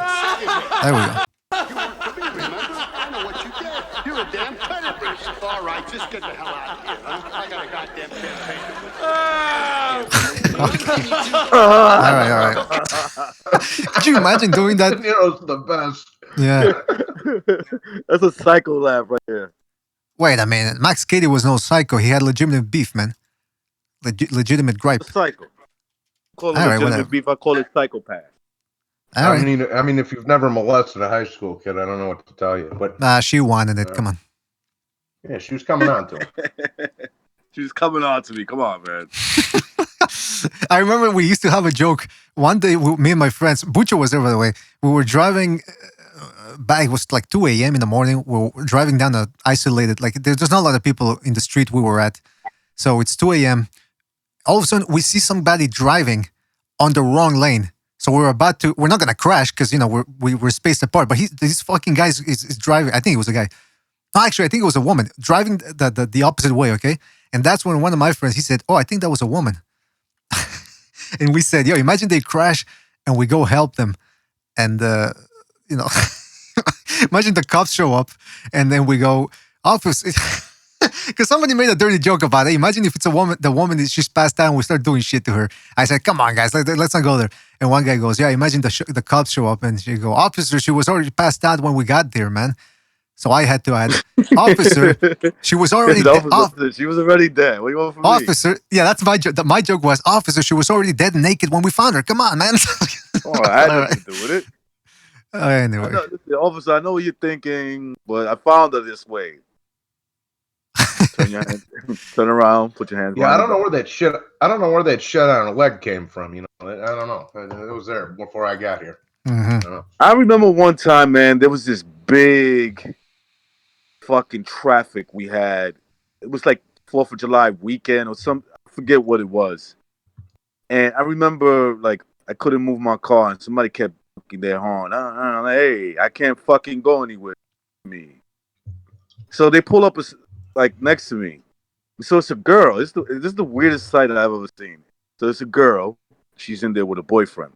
The girl's driving. The boyfriend is like leaning back, right? And she's like, "Oh, I'm sorry. I didn't notice that the traffic was bad." I said, Yeah, it's all good. And the guy said something to the effect of, "Why are you talking to him?" And I heard him, right? And I was just laughing. I heard him say it, right? Because they had a drop top. Remember that? And I heard him say something like that. And then so I kind of laughed, and he kind of looks up, and I tell him, "Hey, why don't you give us some head while you since you're sitting in the passenger seat and you just laying there doing that." He goes, "What happened?" I said, "You heard what I said. Why don't you give us some head?" Oh. And she's like, I would have been pissed at her. She actually laughed, like she. Oh, that's the worst. I mean, for the guy, that's like, dude, what kind of man are you? You sitting in the passenger seat, okay? She's driving. She looks like the man. You're the chick, and you're asking her. Don't even dude, he was so mad. He was upset, man. Man, that's emasculating. When his girl laughed, that's what did it for him. Was when his girl laughed. Yeah, that must have been emasculating for the guy, though. Yeah, of course it was. He deserved it. He got everything he deserved. Shout out to Recognize for upping the cases of domestic abuse in America since Yeah. 2009. although, Mark, I think if anybody was abusing anyone in that relationship, it was the chick. I think she was abusing him. Come on, she's driving the car. He's in the passenger seat complaining about who she's talking to. Isn't it? You don't see the role reversal there? Isn't it usually the other way around? Yeah, there's a role reversal, but there's also the fact that in like today's society, a lot of guys are deadbeat of all women. That's changed. Oh, was this recently, or was this back in the day? Oh no, this is back in the day. This was at least I was gonna 15. So that shit don't apply then, Mark. Oh, they were getting soft back then. This didn't just come out of nowhere, Johnny boy. I'm telling you right now. When there was guys that were, very metrosexual back then. Let's just put it that way. Yeah. Hey, by the way, so how is it? Look cool with my girl driving. I was gonna say sorry because I was trying to find some sound effects on Rival. We were talking about Nassim Hamed. He was they did an article with him on Ring Magazine, and they asked him to give some background about his biggest fights, and then they asked him, "Hey, by the way, like 5 guys that were in your sphere." They named Johnny Tapia, Eric Morales, Juan Manuel Marquez, Arturo Gatti, and Mayweather. He said, "How would you do against them?" He said he would beat all of them. And in fact, he said Marquez, Morales, Tapia, Gatti, they would be easy. And I don't think he said easy against Mayweather, but he was pretty adamant that he would have beaten him too. What do you think about those statements? I think he's got as much opportunity of doing that as I have an opportunity of fucking Catherine Zeta-Jones, Scarlett Johansson, without rape, of course. Wait, come on. Who just wouldn't go near me. So no, he Johnny Tapia. He said Johnny Tapia. He said Johnny Tapia. Knockout. He said Marquez. He gets counted to pieces. Right? He said Floyd. Oh come on, man, Floyd Toyman. Nas can't box. He's just a flash guy. He's a flash guy who hit hard against Bums and Kevin Kelly. But wait a minute, on Rival. He was a glorified hype job, man. I don't know. Everybody. I made that video about him back today. Everybody got pissed off. I'm like, bro, the dude was a fucking hype job. Yeah, he was look. I'm gonna say he was a little bit better than a hype job, but the way they were trying to sell him back then was like he was this great fighter. I mean, what he was he was good. He catches you off guard. That's what he does. He's like a little bit more stable Deontay Wilder in terms of like, his stance, right? He wouldn't go off balance just for anything. But when you hit him, he would always rock and like kind of like have jelly legs and shit. So he wasn't really he wasn't as good as HBO was trying to sell him at that time. And I knew that.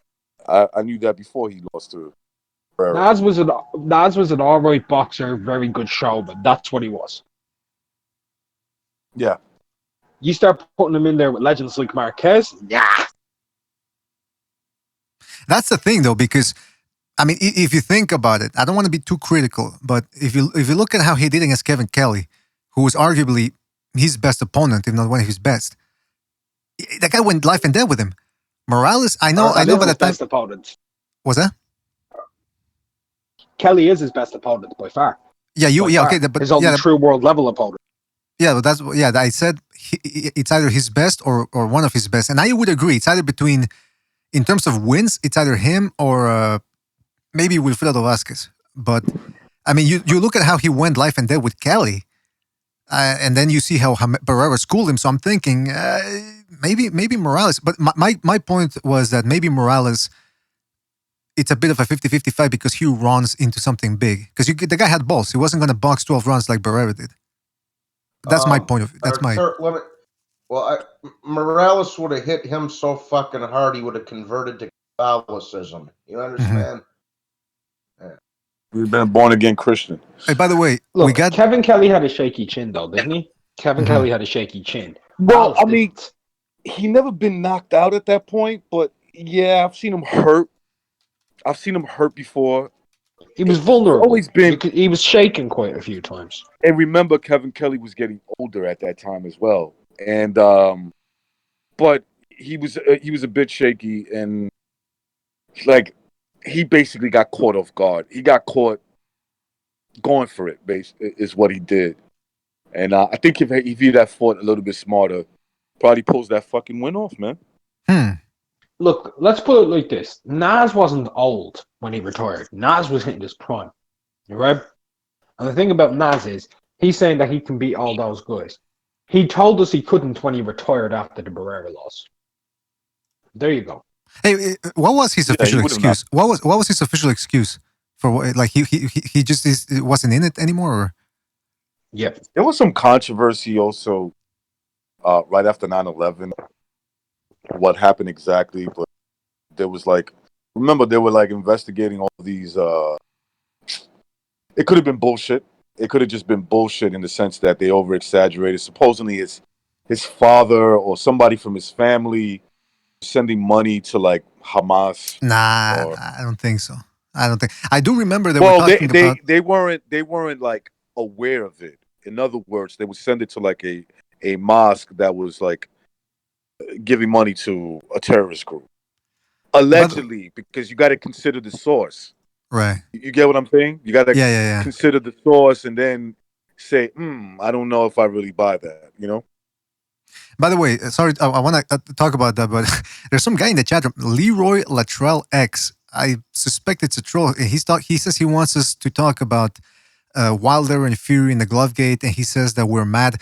Listen, Wilder got his ass kicked. What do you want from me, man? I'm not the one coming up with excuses. And Bucho and the guys over here. Bucho and the guys. Hold on. Bucho and the guys. Hold on. Bucho and the guys here already did 15 episodes on it. I don't, want to move on from that shit. You want to talk about Glovegate? Go ahead. Recognize? You were gonna say? Yeah. I don't care. If you're saying that we mad, I mean, I'm very happy that Deontay Wilder got his ass whipped. Nobody's a Wilder fan over here. Mm-hmm. You got the wrong channel. This is gonna make Wilder better. The beating that he took, I mean, he looked like a deer in the headlights there, breathing heavily, eyes wide open. The people that picked him by first round knockout or first, there were some people calling in, third round knockout, baby, that's how it's going to be. All right, well, he lost. Now you're making excuses for him. Stay mad, guys, but I don't know what to tell you. I want everybody to get along here. This is BD Boxing, peace and love, man. But if you want to bring that shit about the gloves and all that, we already talked about it. And I'm pretty sure Butch at some point, he's going to talk more about it. But, I mean, what do you want from me, man? It is what it is. You do what you got to do, all right? Mr. BDA. Yes, G Boogie, who sounds like he's in the moon right now. Go ahead. Yeah, I'm blaming it on the chupacabra. Hey, yeah, I did see a video recently, but the chupacabras look fucking scary, man. And I said, you know what? If I were Chinese, I would probably eat it. But what was I going to say? Oh, yeah, I'm looking at the phone lines here. Nobody's calling, guys. What's going on here? You got to call in. I know who's at fault for Glovegate if you want to know. All right, go ahead. Yeah.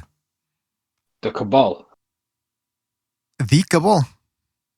The Cabal, yeah. The Deep ones... state, bro. The Deep name state. of the unspoken ones, you mean? Yes, sir. No, we're not going to Open your eyes. We are the plan. No, we're not going to mention them here. I tell you what, though. Recognize was talking about something about Nassim Hamed and some sort of investigation. I remember with after 9/11, Omar Shika and I think Thomas Tate, they were going to be fighting on ESPN and they canceled it. And they were talking about, what was his name? Mustafa Hamsho. They were talking to him in one article in Rim Magazine and how, he used to live, he lived in New York and he said that it was getting a little bit rough for Arabs and Muslims there because people would look at them weird, whatever. And that's what they were saying, that maybe Omar Shika shouldn't be fighting. But I think in the end, he did end up fighting a couple of months afterwards. I think the fight just got postponed. So, Recognize, I don't know about that, the whole... And besides, fucking Nassim Hamed was from Yemen. And maybe just because he's Muslim, he's pro-Palestine too. I don't know. But, yeah, man, Nassim Hamed, I think, who was it in the chat room? Somebody just said that he's underrated by haters. What do you guys think? I mean, obviously he wasn't a bum because he was beating guys like Kelly and Wilfredo Velasquez. I do think that he is underrated by haters, and I think he's vastly overrated by his fans. He's like I said, he was a good fighter, great showman. That's what he was. He put on a fantastic show. He was exciting to watch, but he wasn't world class. He was pretty good. He was strong in his era. He was a top 10 guy. That's what he was in his division. A top 10 fighter. But he was nothing that is truthfully special. That's just being honest. He was just very exciting to watch, and he put on a show and came out dressed as Aladdin a few times. As a what? As Aladdin, you know? I can show you the world and all that shit.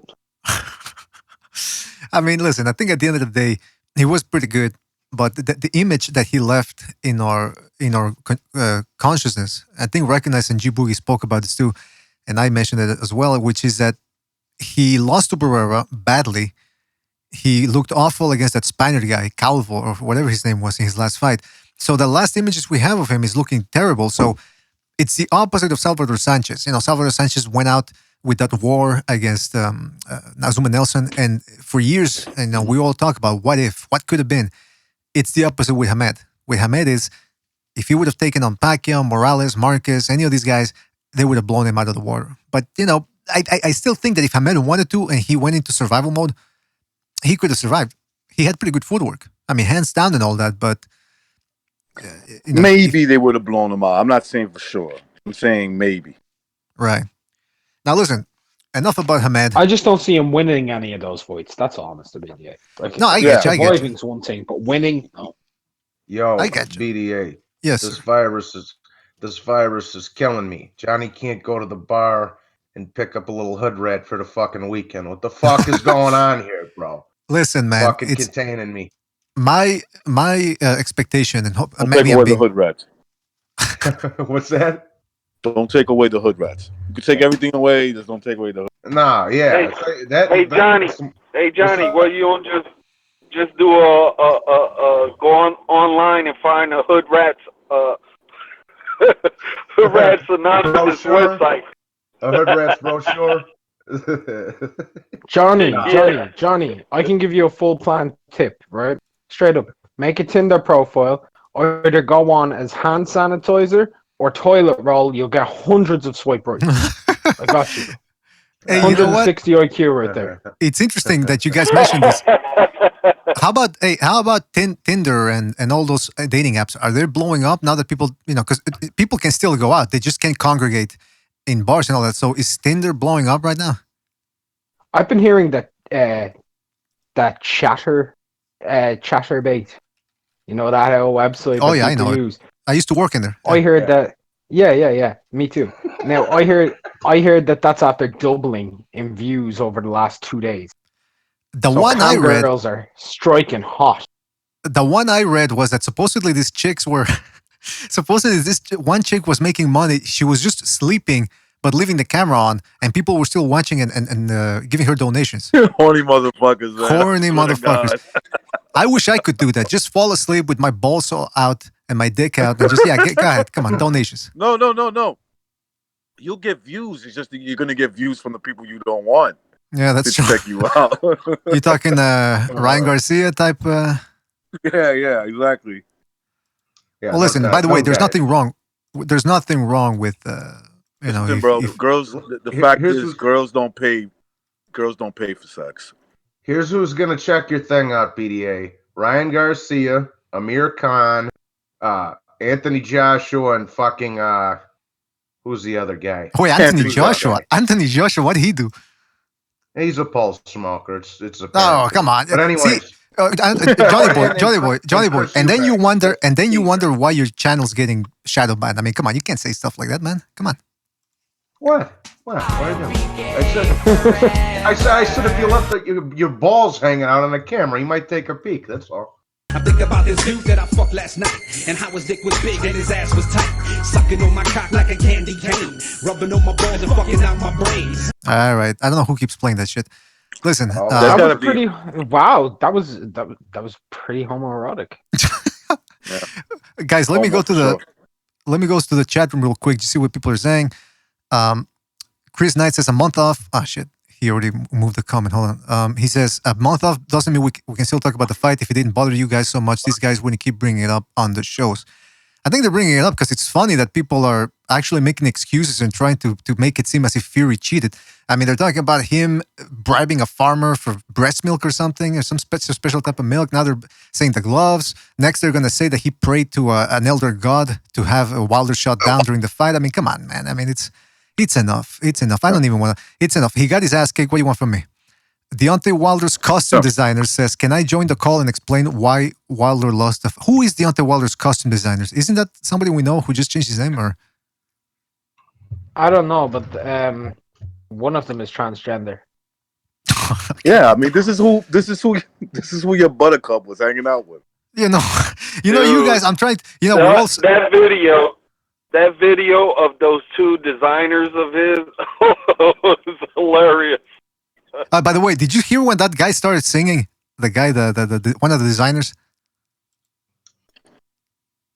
No. You didn't hear it. Okay, let me play you the clip. Listen, this hold on. This is what the guy. This is what the guy was. This is what the guy was singing. I mean, come on. I think that's actually a little bit out there, and I don't think it was necessary. Hold on a second. The LDBC is gay. They're gay people. Oh, come on. It's all right.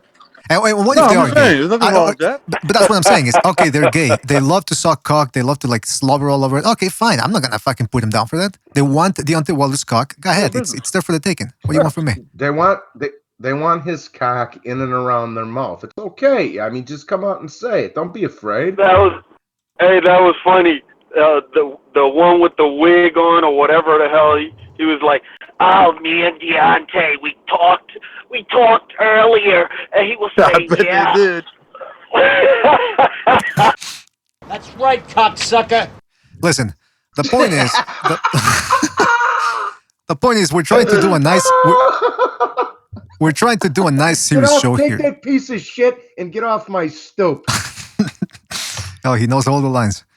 We're trying to have a nice little show here, and you guys are turning it into a fucking what's it called? Debauchery. First they accused us of clout chasing. The ass whipping Wilder got. And now we're not talking about Wilder anymore because what was it again? We're upset about what? Him getting his ass whipped? No, definitely not upset about that. That's right. Fucking nauseating. All right, listen, we're gonna move on. Just before, I mean, this is more of a subject for Second Renaissance. No, okay, yeah. Well, I'll leave it for Second Renaissance. Unrivaled, we were talking about when I started the show, nobody was around. I was talking about Jess Willard, okay? Because I was reading my magazine here about Hopkins Trinidad, and they talk about. This was after 9/11, right? A couple of months after 9/11 when they published this article. So they said, a couple of weeks. No, I'm talking about the article. The article. Oh, sorry. Anyway, it says this. How boxing responds to national crisis.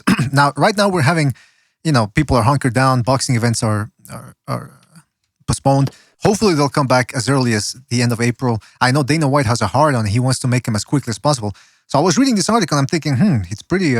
It's a little bit, relevant for today. And they talked about Jess Willard. And they talk about how he, supposedly when they went to World War I, he sent a telegram or some text, not a text, but a fucking communique to the U.S. government. He said... A letter. A communique, sounds more formal. And it said, he's told them, listen, when do you want me? In other words, just call me and I'll be there. The next day they answered back and they said, yeah, come on down. And he said, sorry, I'm touring with a circus and they're paying me $1,000 a day or a week or something like that. And then when they pressed him for it, they said, he replied, oh, well, actually, I tried to enlist into the military, but they told me I was too big. And apparently the military said, the military replied that they had no record of him ever trying to enlist. So, I mean, can you shed some light on this, on Jess Willard? Was he yellow? Why not yellow? Because again, I wouldn't want to go to war. But why was he saying he was willing to go to war when, in fact, did he in fact make those statements? Before Mark goes ahead, let me just say this real quickly. If anybody in the chat has never seen the Jack Dempsey Jess Willard fight, it's one of the most vicious beatings you'll ever watch. Go watch it. Go ahead. Okay, yep. I'm gonna be listening. I gotta go take a piss, but I'm gonna be listening to your answer. All right, Mark. Yeah, well, So the Jess Willard situation in World War One is it's one of those that like has always been talked about but never been actually known. Some people speculated that he wrote letters. Some people say that letters were forged. Other people say that he legitimately did. If he did, it is a bitch move. I mean, like he spent 4 years out of the ring during that time period anyway, so he wasn't doing anything other than sitting on his own ass. Other than when he fought against Moran after that Johnson fight, like he beat Johnson, fought Moran, then Dempsey.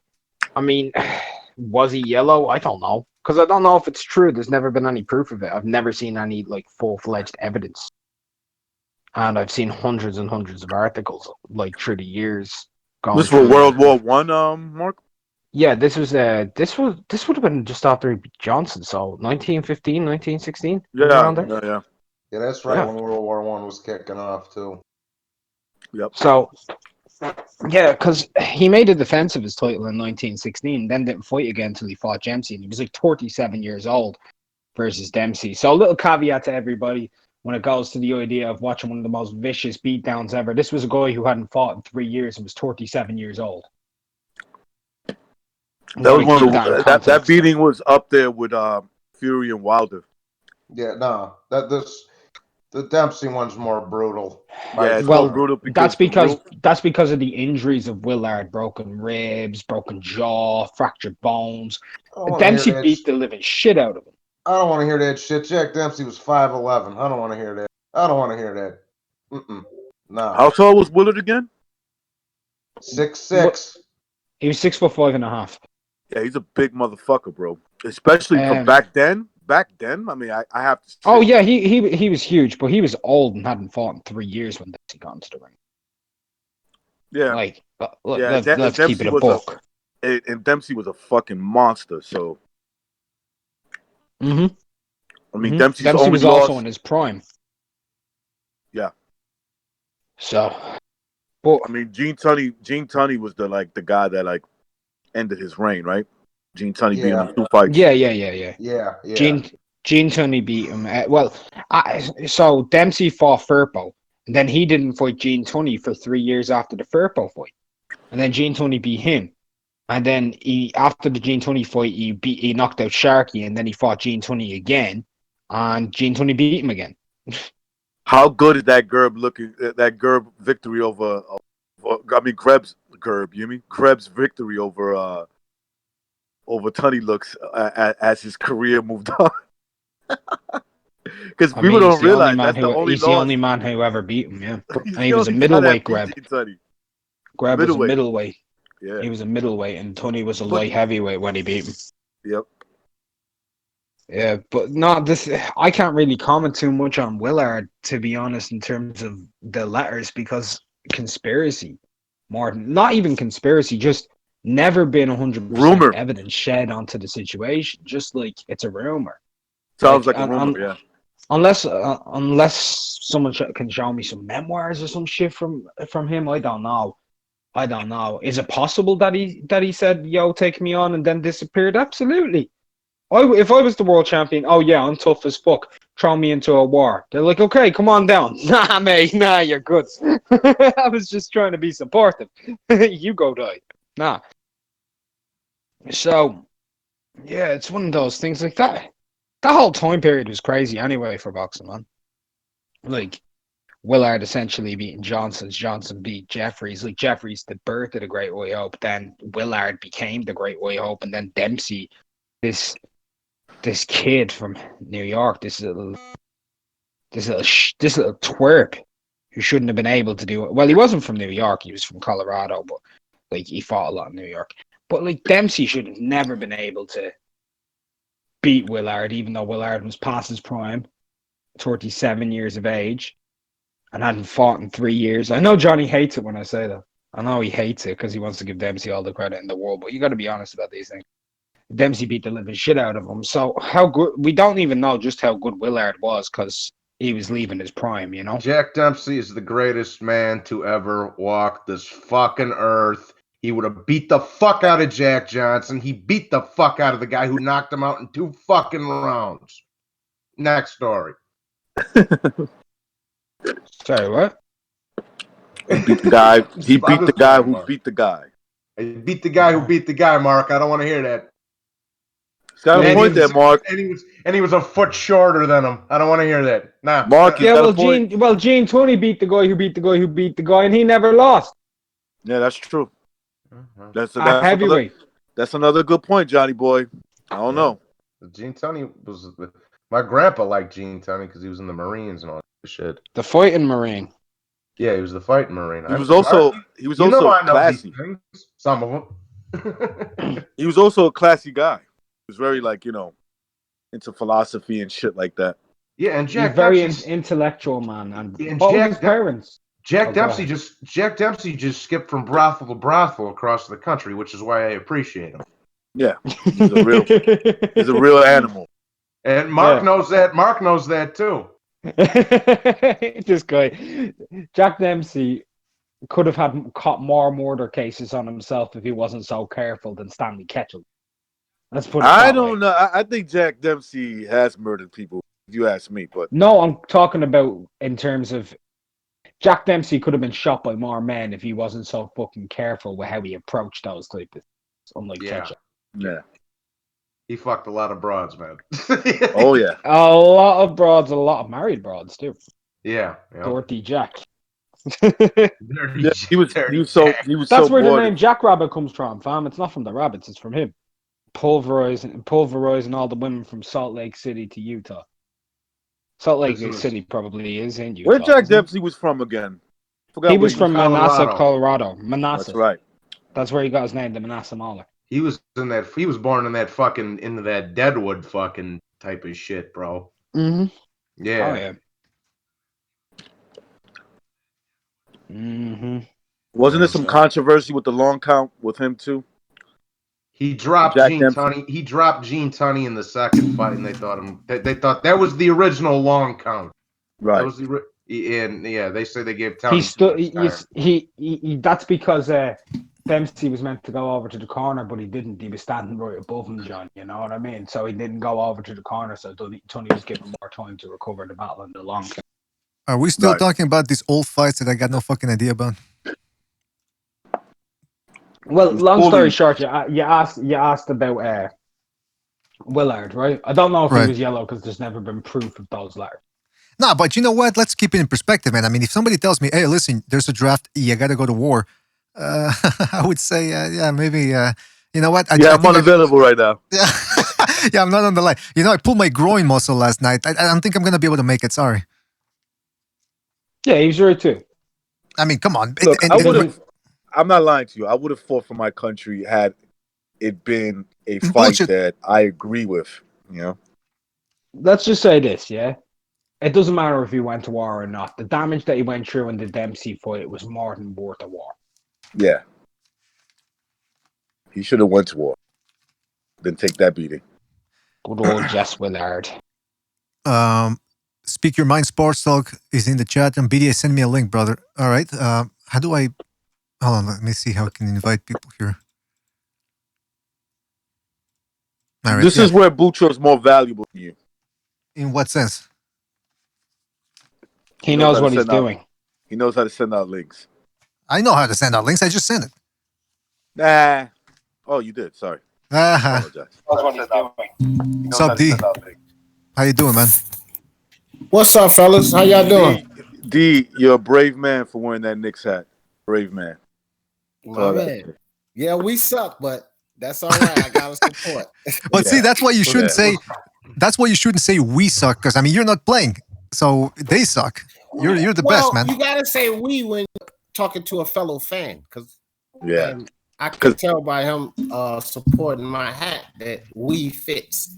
Yeah, that's right. What's up, D? D just has more guts than I do. That's all.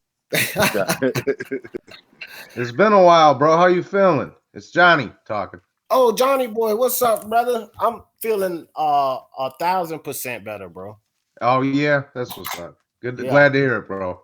What you get the D, every time I hear you talk, you remind me of Philadelphia 100%. You know, this is the thing, bro. I'm from Richmond, Virginia, because I've gotten that before. I'm from Richmond, Virginia, but I stayed in Queens, New York, for a Oh, while. you was in Right? Queens? Yeah, Flatbush, Springsville Garden.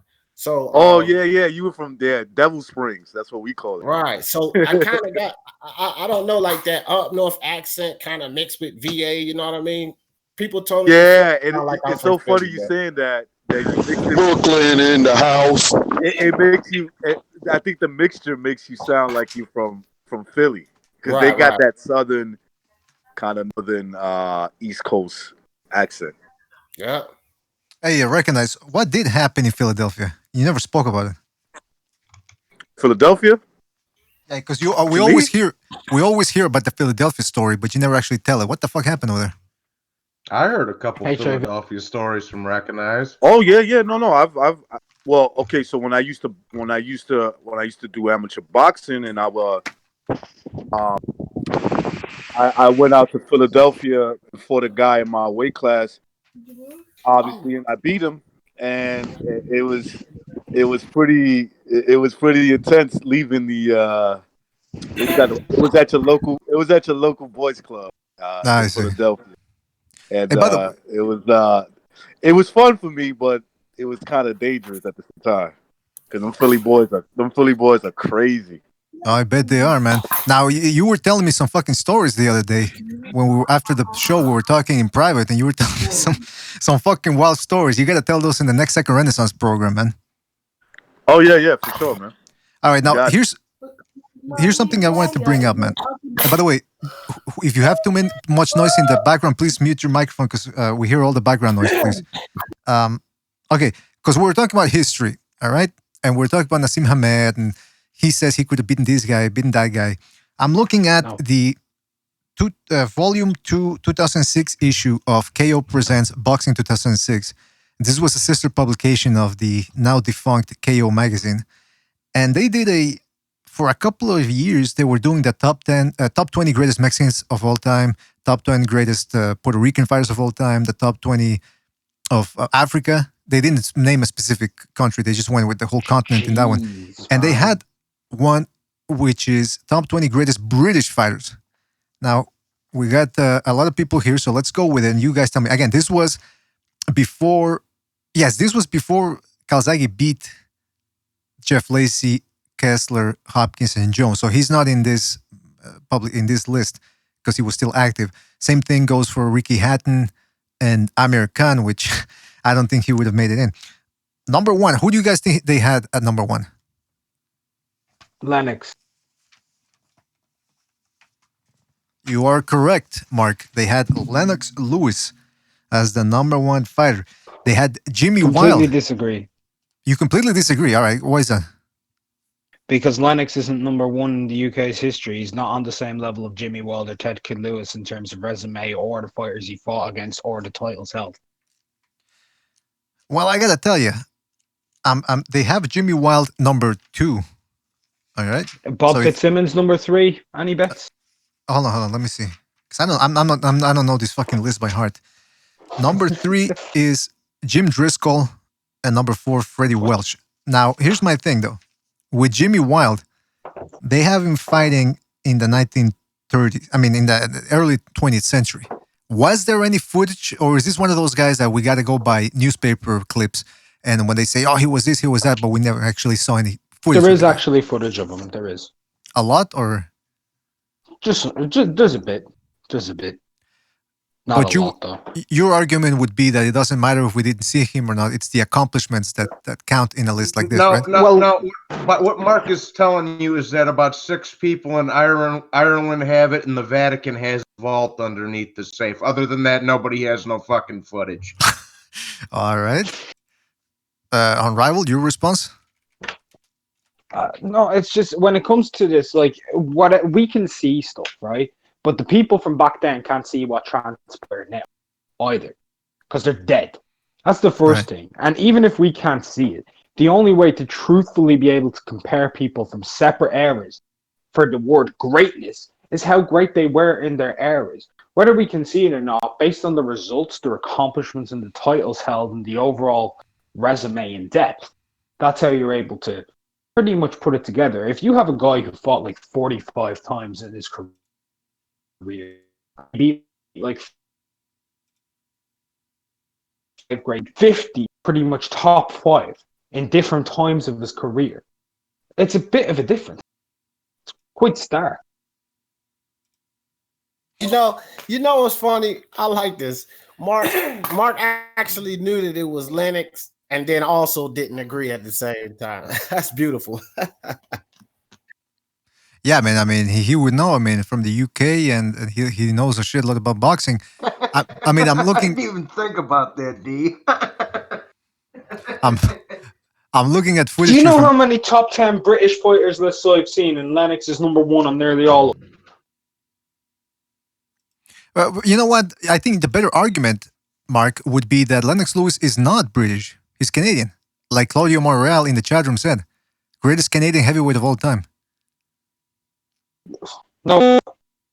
The fuck was that? Sam Langford's the greatest Canadian heavyweight of all time. I disagree. I think it's Lennox Lewis. Oh, wow. I would, Sam Langford to me is one of the greatest boxers of all time, so I would definitely have to agree with Mark on that. Yeah, I mean, listen, I would have to defer to Mark on this one. I think he knows best. And if he says Lennox Lewis, in terms of accomplishments, is not necessarily the best, I'm not going to argue with that. Number 3, they have Jim Driscoll. And again, this is another guy from the early 20th century. Again, we don't know that much about him in terms of film, I suppose. Freddie Welch, another guy from the early 20th century. Although they do have pictures. Wizard, yeah. Pretty little pictures they got in there. So maybe we can glean something for that. Then we get to number 5, Ted Kid Lewis. Now here we have a guy who fought in the 30s. So there must be some, or up to the 30s, I think. Or unless I'm wrong. He fought up to early, late 20s, I would say. Yeah, late this 20s. is another guy. Ted Kid Lewis was fighting in 1914 against Jack Britton and everything. He was I think he was the first 2-weight world welterweight champion, or he's Britain's first 2-weight world welter champion. Undisputed. He had a legendary fight series fought against great fighters in his own right, man. He was an incredible fighter. First pro fighter to ever wear a mouth guard to the ring, No kidding. Yeah. What was it made of? Like tree bark or something? I don't like know something tough? I don't know. It was probably made of Tufline. Yeah, exactly. It was probably made of leather or something. These motherfuckers were so tough. That was all they needed to protect their mouth. Now, I want to point your attention to the picture here. That's Ted Kid Lewis. Look at his physique. That is a natural physique. No steroids, as far as I know. Maybe they were using stimulants back then or something. I don't know. But you can tell this guy, it was all push-ups, medicine ball, maybe riding around that bike there with the big wheel in the front. And that was all they did for conditioning. No, nothing more, nothing too exaggerated with that one. So you can tell there, that's a natural physique right there. And this guy was an anti-fascist as well, by the way. So Antifa would have loved him. Unless I'm wrong here. Now it's interesting. G Boogie left. Did he leave? Yeah, I think he did. So. But G Boogie left and recognized 2. They're gonna come back probably. They always drop in, drop out, especially because they're in New York. I was just gonna show him this too. Wait a minute. What year is that from? I have a back. These hats are new. Oh, those are new. Okay. Yeah. What's the oldest one you have? I have a old Baltimore Orioles hat from like 91. Fuck yeah, that's. I like Oreos, bro. I like the cookies, and I don't like the team, but I like the cookies. I know a recipe. All right, now we got D Jefferson bringing the whole family there. Are you D? Are you? Daughter, she wants to get her face. She wants everybody to see how cute she is, so she always comes in on the lives. Are you under self quarantine as well over there where you're at? Self quarantine? Yeah, because I mean you can go out, but most people are where I'm at. Most people aren't going out. I'm pretty much. You can say that, but bro, like my wife works from home for a pharmaceuticals company, and I'm fucking with you guys all the time. So I was fucking self-quarantined before this even happened. You know what I mean? Yeah, that's what I used to. Because here they closed the gym down. They closed the gyms down. They closed the restaurants down too. I believe in the bars. Oh yeah, they did that here. They closed everything: movies, bowling alleys, gyms. Yeah, and I was thinking the same thing. I was thinking the same thing. I was like, fuck, what am I going to do now? And I said, wait, I mean, I don't even go out. I never go out either. I'm always under quarantine, so it doesn't change much. Go ahead, Are Johnny you boy. married, BDA? I'm just curious. Am I married? Yeah. No, I'm a MGTOW now. I never remember? asked. I'm a MGTOW now, remember? What bullshit. Get the fuck out of here. Men go their own way. I will not let a woman, a Jezebel, pollute my life and take my money. No, sir. Happened once, ain't gonna happen again. I respect you very much, Mr. BDA, for that. Well, thank you. You in Ohio, right, G? Yeah, Columbus, Ohio. Yeah, bro. They did the same shit in Wisconsin, Illinois, both, bro. There no restaurants, no bars, no movies, no nothing. Yeah. Shut it all down, bro. Yep. Mm-hmm. Hey, by the way, one hitter is asking, how do you join the Hangouts?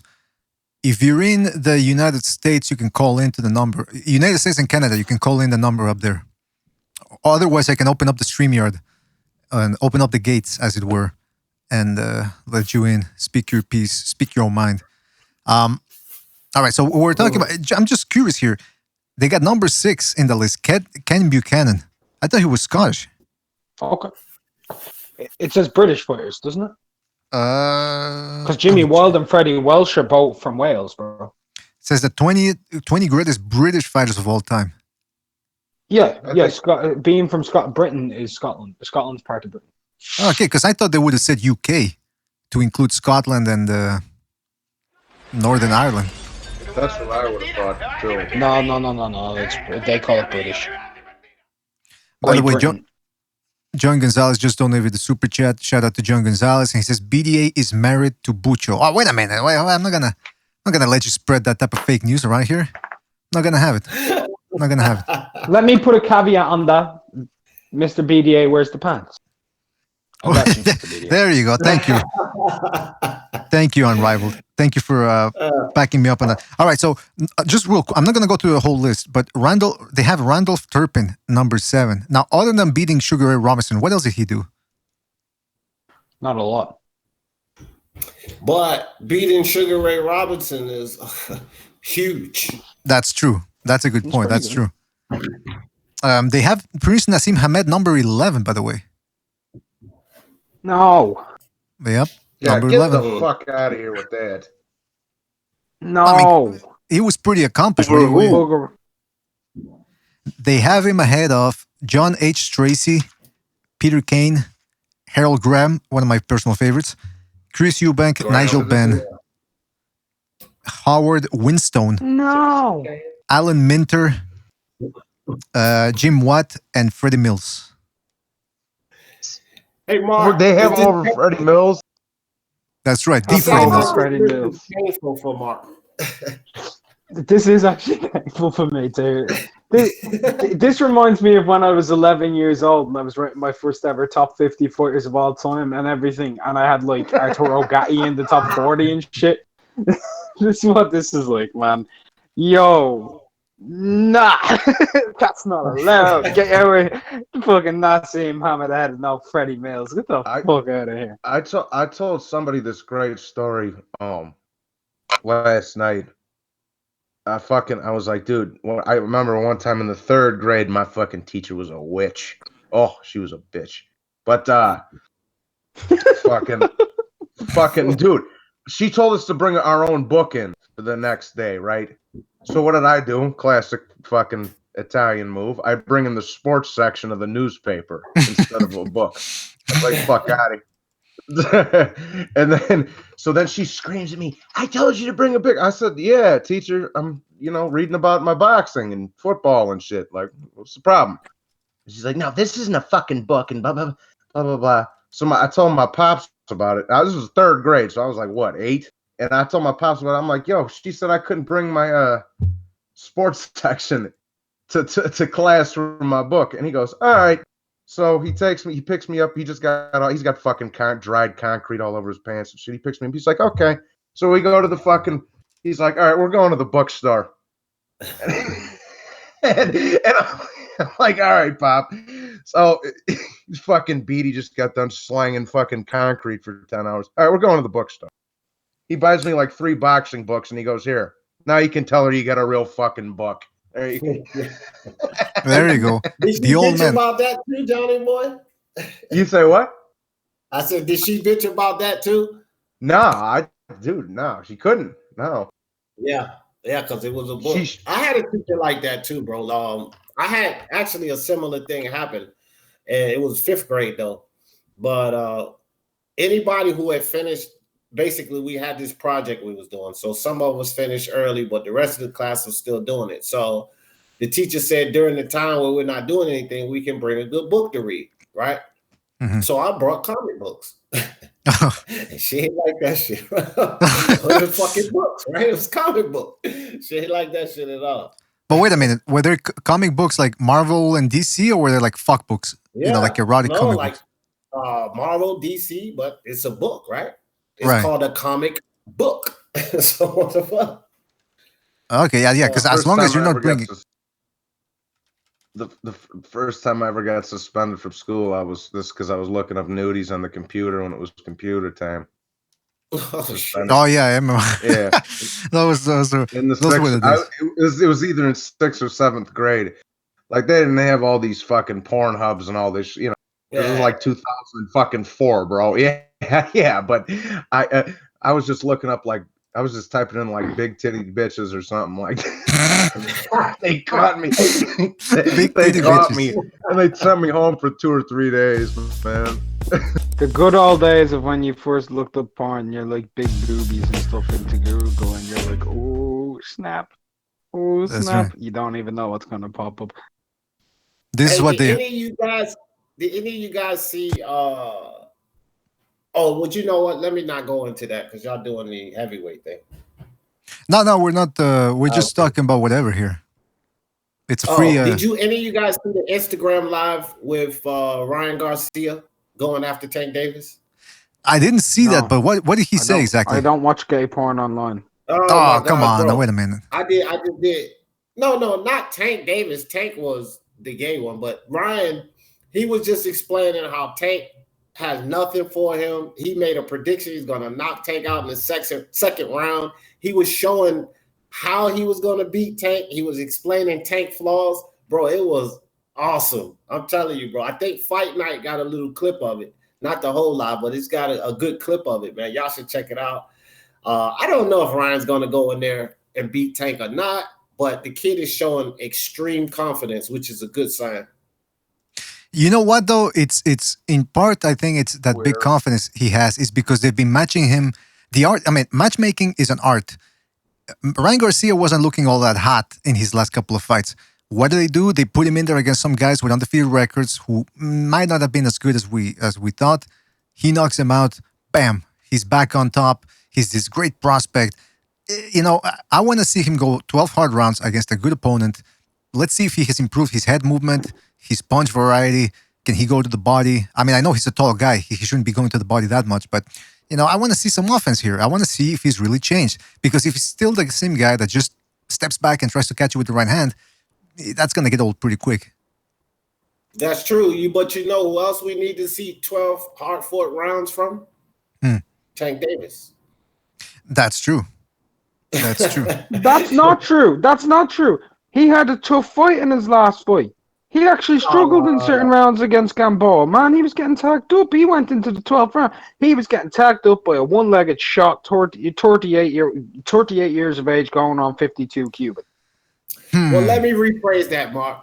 I want to see Tank in a hard 12-round fight against a higher-level opponent. Gamboa's on his way out the fucking door. Do you know who I'd love to see Tank fight? Like, this may be a shot in the dark.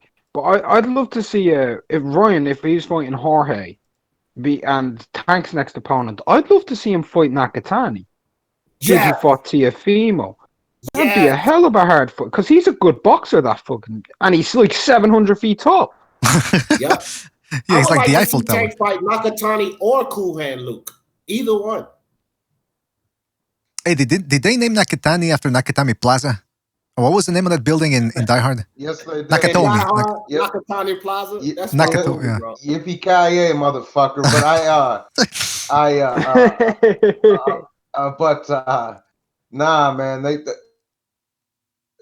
This Campbell would beat the shit out of Tank Davis, bro. I think he got something for Tank, bro. Yeah, I think he got. I think he got something for him. Yeah, I swear. Fucking right. What is Rancis Barthélemy doing in the top 10 at lightweight? That's what I was going to ask. Yeah. I was going to ask that, but I didn't want to interrupt. Yeah, what the hell is it because of that draw against Robert Easter Jr. or was that at 140? Is it because they're mistaking him for Horde with that shit ass hair? What is this? Yeah, scroll back up, BDA, will you? It was a misprint, Mark. Hopefully. Let me see the top 8. Yeah, can I ask before we continue? Let me just ask before we continue. Ryan Garcia, number 5, really? No, that's too high. To be fair, lightweight isn't actually extremely stacked. It's got good, quite a few good prospects in it. But if you notice, looking at it, it's mostly the prospects are above the rest of the guys, really, like Haney and everything, and Tiafimo and whatever. Really, I would say the number 1 in the division is Loma, obviously. Number 2 would be Tiafimo, he's got the best win. Number 3 would be Campbell, and then after that, it's just a fuck ton of prospects. Yeah, that's true. Huh? Let me go back. Well, that, and then you got. I would totally agree with the top 3. That, and then you got Linares and Comey still float. You got a bunch I wouldn't have Linares in the top 5 at lightweight anymore. No, I said in the top 10, Mark. In the top 10. Yeah. Would you? I'd say Junto. I'd say Nakatani deserves a top 10 spot. He's not on there. He deserves it ahead of Easter. A lot of people think he beat Tiafimo. Yeah, including myself. I don't know about that, but yeah, he do. No, D, hold on. I didn't say that he beat him. I said a lot of people think he beat him. Oh, okay. Yeah, you're and right. that is true. A lot of people do. A lot of people don't. Yeah, That's one of those that divided fans. Yep. Both me and Johnny scored that fight live together, and we both were in 1 point of each other, and we both had Nakatani win. Yeah, I think the argument. I've heard it. I think the argument for not having Nakatoni, whatever his name is because he actually lost, so they wouldn't give him credit for a loss. But I gotta ask, what is Devin Haney, number 2? Yeah, his best wins against Zara Abdullayev. Yeah, but do you know how many weeks it took me? He didn't win a belt. He's not he had a belt. He's not a prospect. Once he had the belt, he's not a prospect. That's true. That's true.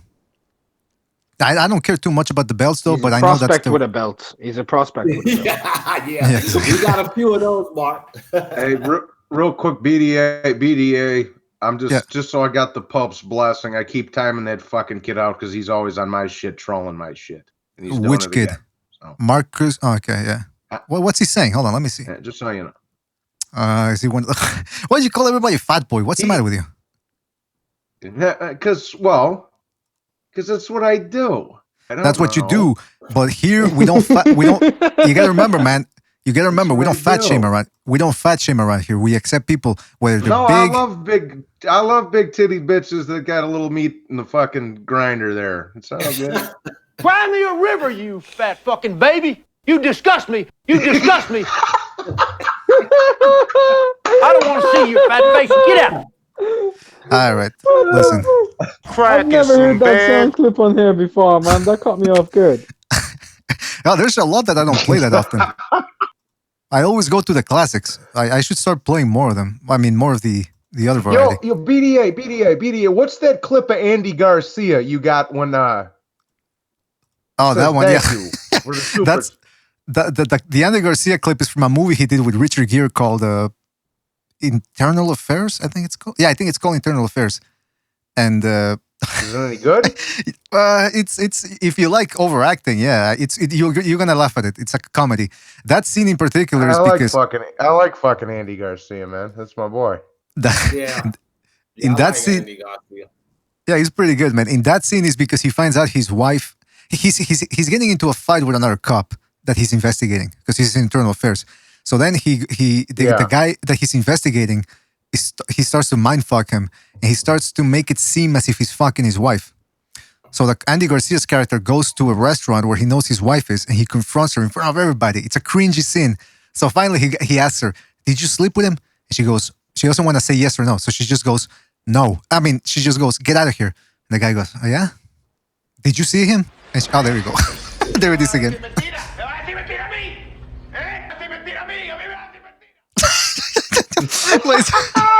All right, shout out to John Gonzalez who says more sound clips BDA. Oh, anyway, long story short, he finds out his girlfriend is lying to him. Although she's not necessarily lying to him. So anyway, he loses his shit. He smacks her out there in front of everybody. And then for no reason, he starts speaking Spanish. Me hace mentira a mí, me hace mentira a mí. It's like, all right, take it easy there, Andy Garcia. We know you speak Spanish. You don't have to fucking... What's that mean, though? You're going to lie to me. Like he's asking her, you going to lie to me? Huh? You going to lie to me? Yeah. I'm glad you brought that up, Johnny boy. It's the little details that count. So shout out to John Gonzalez who says, more sound clips BDA. Oh, you want more sound clips? Hold on a second. Crack is some bad shit. There you go. What else do we got here? You suck. I told you, young people, that crack is some bad shit. This is a message. This is a message that my father left me. You suck. You are no talent. You are self-consumed, no talent, mediocre piece of shit. I said, come on, Dad. You don't gotta go that far, man. Come on, take it easy. This is from the movie Nuremberg. I was not impressed. That's when they're taking the Nazis to court, and one of the guys talks about how they took him to. I think they wanted to maximum efficiency to kill as many prisoners as they could, and they asked him, "When you saw the camp for the first time, what was your reaction?" And he says, I was not impressed. So I tried to use that one when I see a boxing fight and this fighter didn't really impress me. I try to always use it. I was not impressed. I was not impressed. This one, of course, Johnny Boy, you already know it. This is from Cape Fear. What the hell are you doing here? I'm about to go on the air. That's Robert De Niro, laughing like a maniac. Fat piece of shit. Do we have any sound clips that would tell people what they need to do when the coronavirus is about to get them? On Rival, I'm glad you asked. This is what people should do this is what people are going to be doing on the streets once we're out of self-quarantine.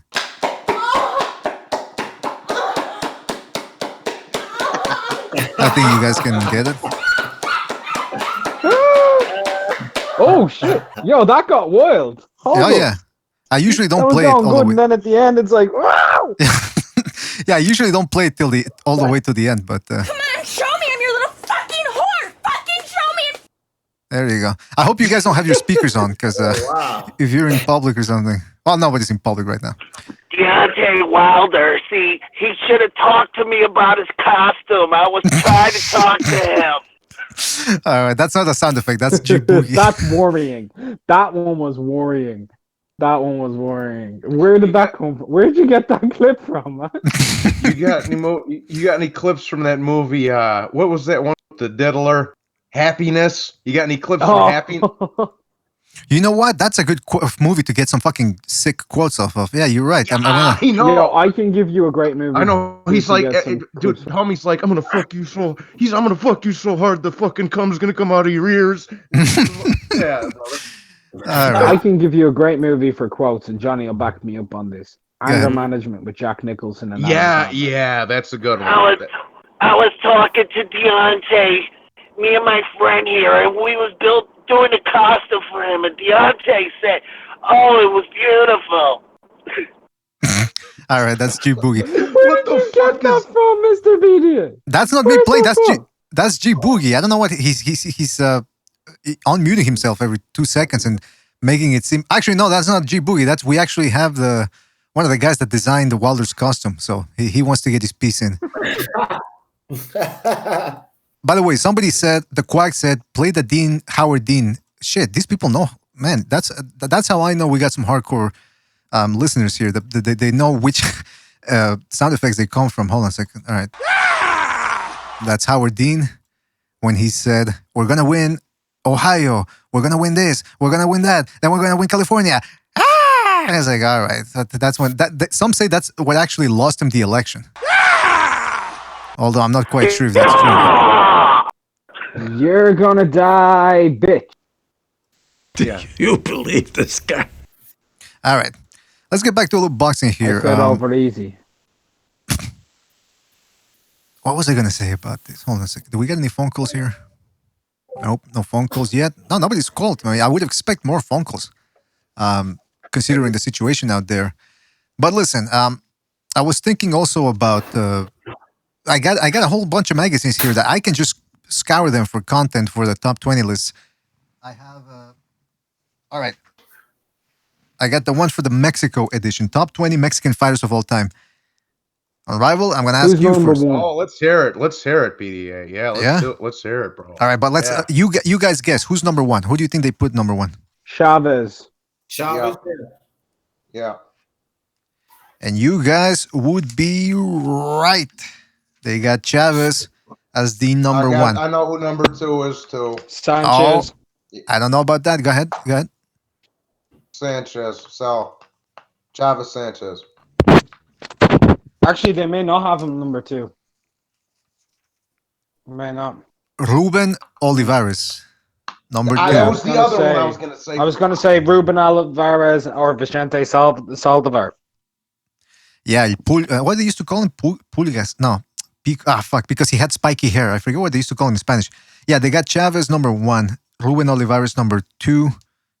They have Miguel Canto number 3. Rightfully so, if you ask me. I mean, Okay. That's good. I like that.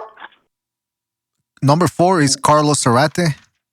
And then number 5, they have number 5, then they have Salvador Sanchez. Now, I'm going to read you. Okay. I'm going to read you something because this is William Detloff. He wrote this article, and he was one of the best writers Ring Magazine had before De La Hoya took over and they kicked his ass to the curb. What year is this from, BDA? This list is from 2006. I bought this magazine at the beginning of 2006, so I think it's from the January or February. Come on. The hell is that? All right.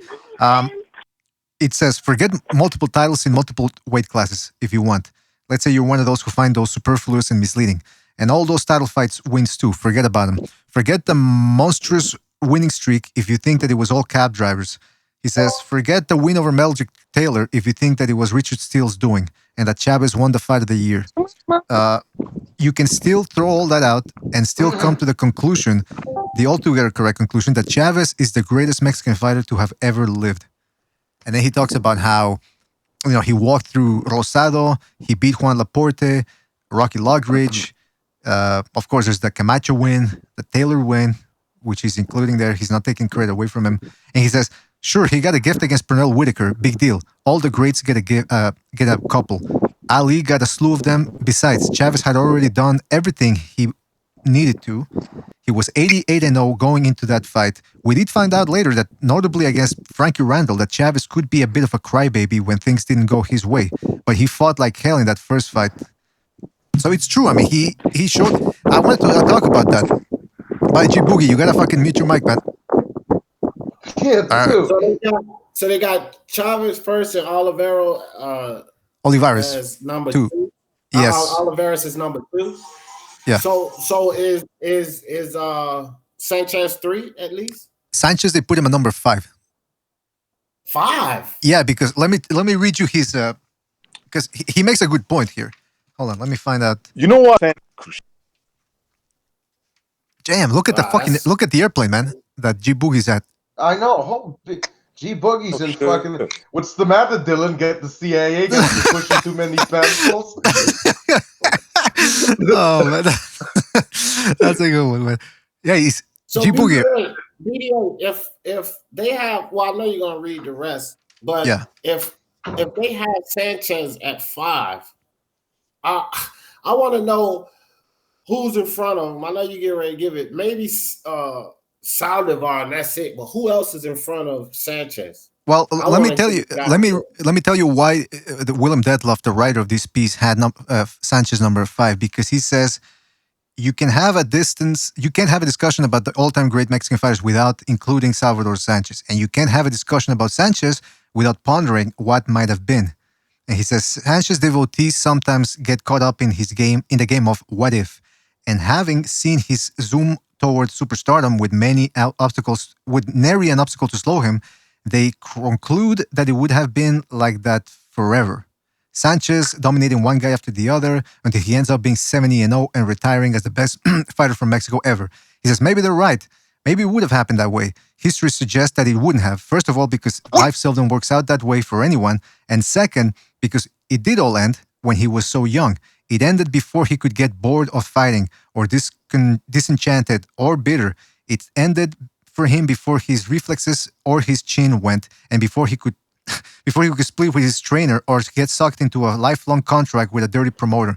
And it's true because a lot of people, his point is, when you talk about Sanchez, you talk about, the what if. The what if he could have beat Nelson in a rematch. He could have beaten Chavez if they eventually fought at 130 or something. But he didn't. He ended up, getting into a car accident. So Deadloff is saying, Truth of the matter is with Salvador is he's one of those fighters who his career was cut too short, and it does affect him in the resume talk long term. Yeah, he does. Yeah. He passes the He was a great fighter, phenomenal. I don't want to say. Yeah, he I don't was want good, to say bro. definitely a Mexican all right, fighter. So who's in front of him? Because that's what I'm interested in. Wait, hold on. Recognize, what were you saying? No, he was just. No, I was just saying, who do they have? He's probably the most skilled Mexican fighter. Recognize. Oh. He was probably the most skilled Mexican fighter, just skilled fighter. Forget that I've ever seen. I mean, how he can come off defense, rolling a punch, and be in perfect position to throw a power punch, or overhand right, then the left. He did it so. He did it so fluid. It was like he's doing this in his sleep. On? Yeah, we're still on. Yeah. Oh, okay. Like the man was doing it in his sleep. He was very intelligent in using his upper body movement as defense and offense. I mean, you just got to watch him, man. It's just like this dude is just. Obviously, I'm not talking about you guys. You guys watch boxing, but like people that don't remember, never heard of him or heard of him, never seen him box. Check out some of his highlight reels. They're just unbelievable. Absolutely. Now listen, we can all agree Salvador Sanchez was a great fighter, this and that. But are people really going to be talking about Salvador Sanchez and all these guys once Ryan Garcia ends his career? I mean, everybody's going to be talking about Ryan Garcia, the greatest Mexican fighter of all time. So why are we even discussing this Mr. list? BDA, stop that! Stop that right now! You stop that blasphemy right now! What do you mean stop that blasphemy? You stop that blasphemy! Don't ever say are people gonna? This guy died when he was 23 years old, and many boxing fans from Mexico still rate him the #1 Mexican fighter of all time.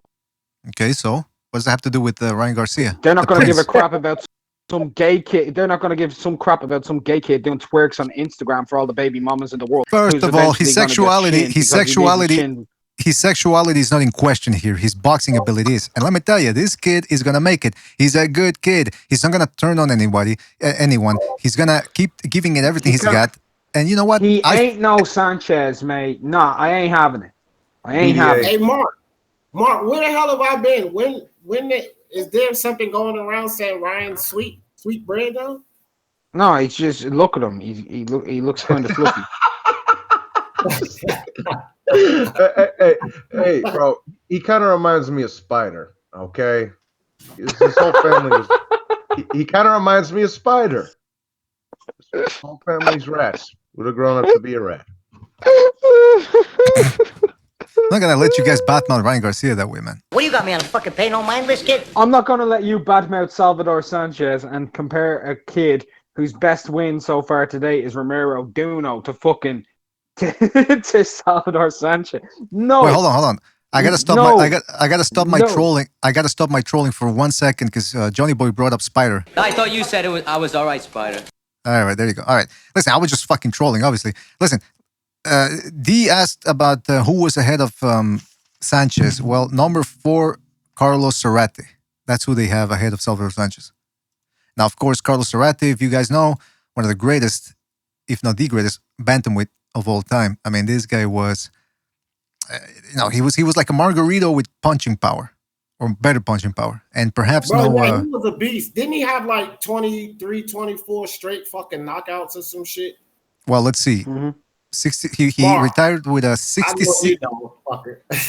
See, check this out. Now, just hang on 1 second. Just from appearance, BDA, that's what a Mexican looks like. And you know that goddamn well good as I do. Not Ryan Garcia with this ass cut off fucking Freddy Krueger. Yo, it's Mr. BDA. Yeah, that's exactly what I look like. But that That is the correct appearance of a Mexican right there, not fucking Ryan Garcia. All right, but listen, we're not going by looks, man. The correct appearance. We're not going by looks, because if we go by looks, Ryan Garcia would be, the biggest superstar in boxing right now. We're going by boxing ability, and look at this fucking record, man. Look at this record: 66 wins, 63 knockouts, only 4 losses.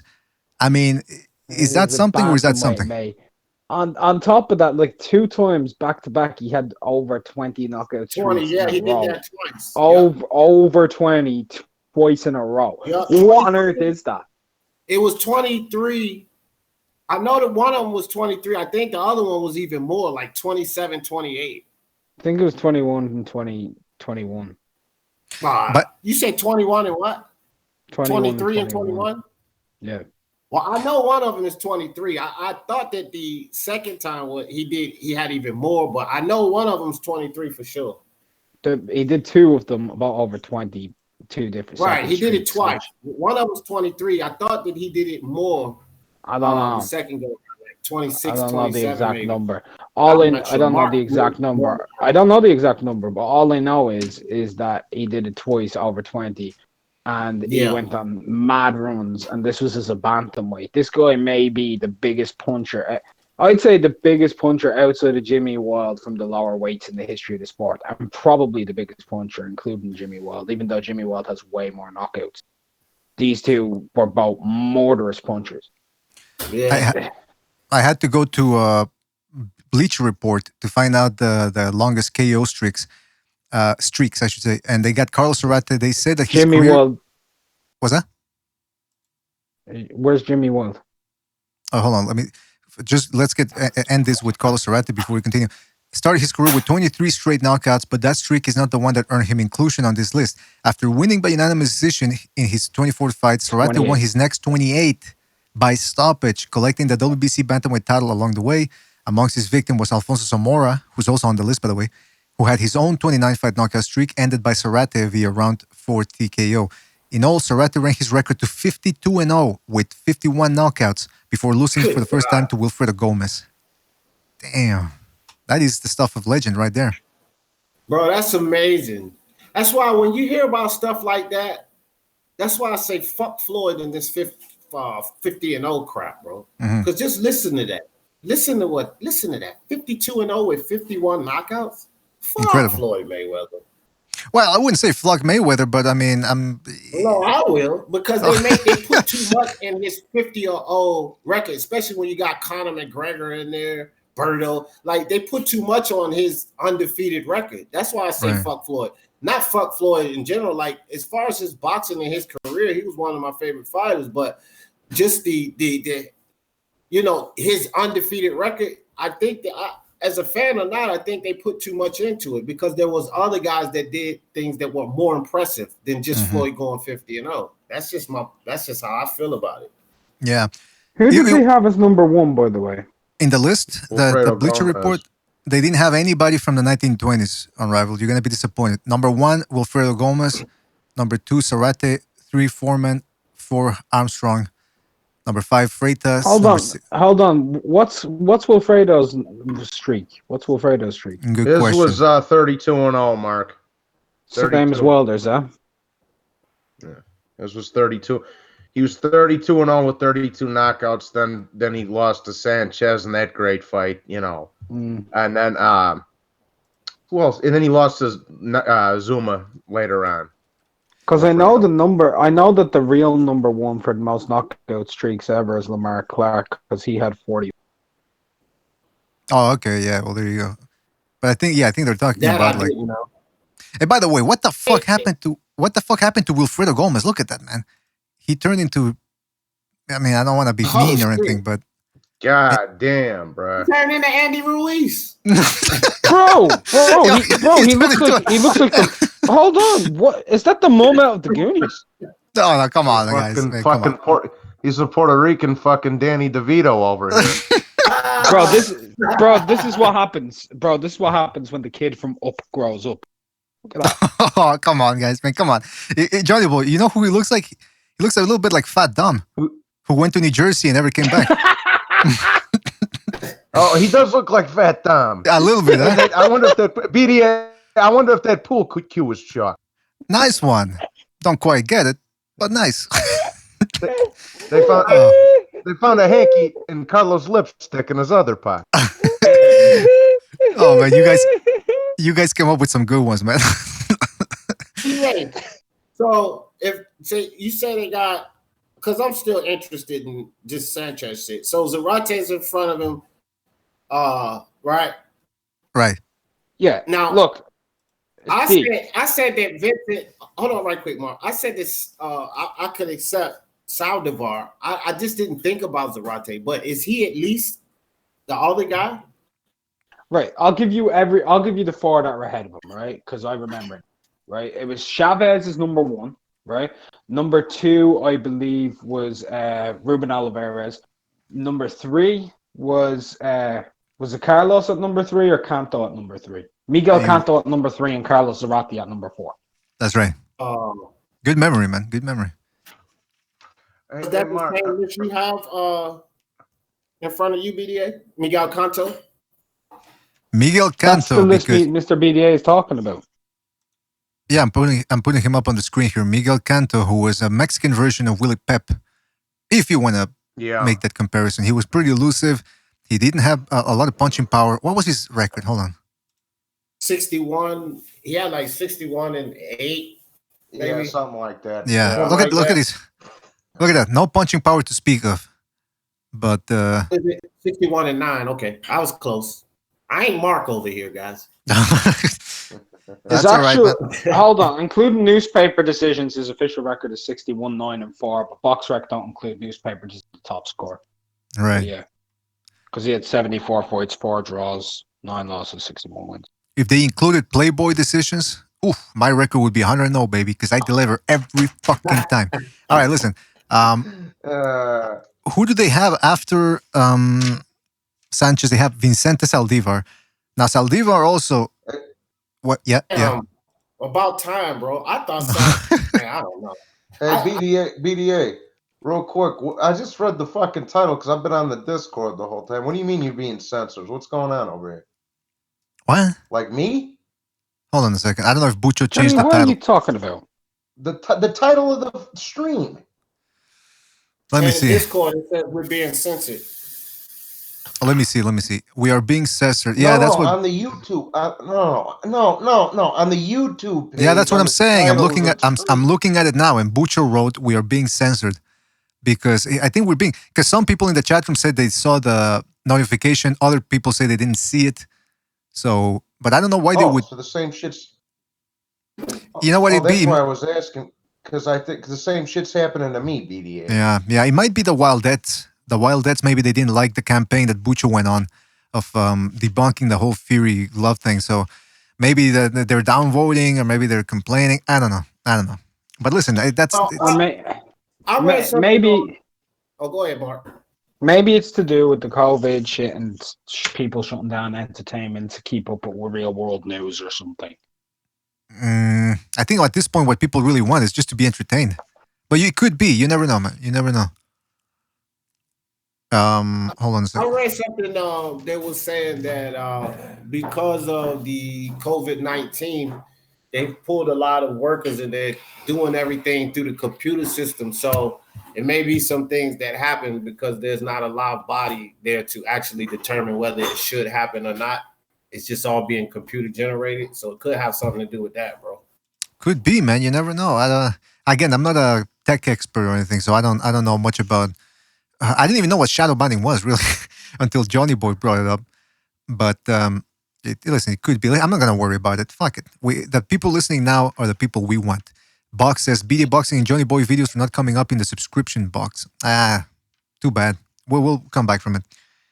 So Vicente Saldivar. Videos, like I don't even get my subs aren't even getting a lot of notifications when I put my lives and videos up.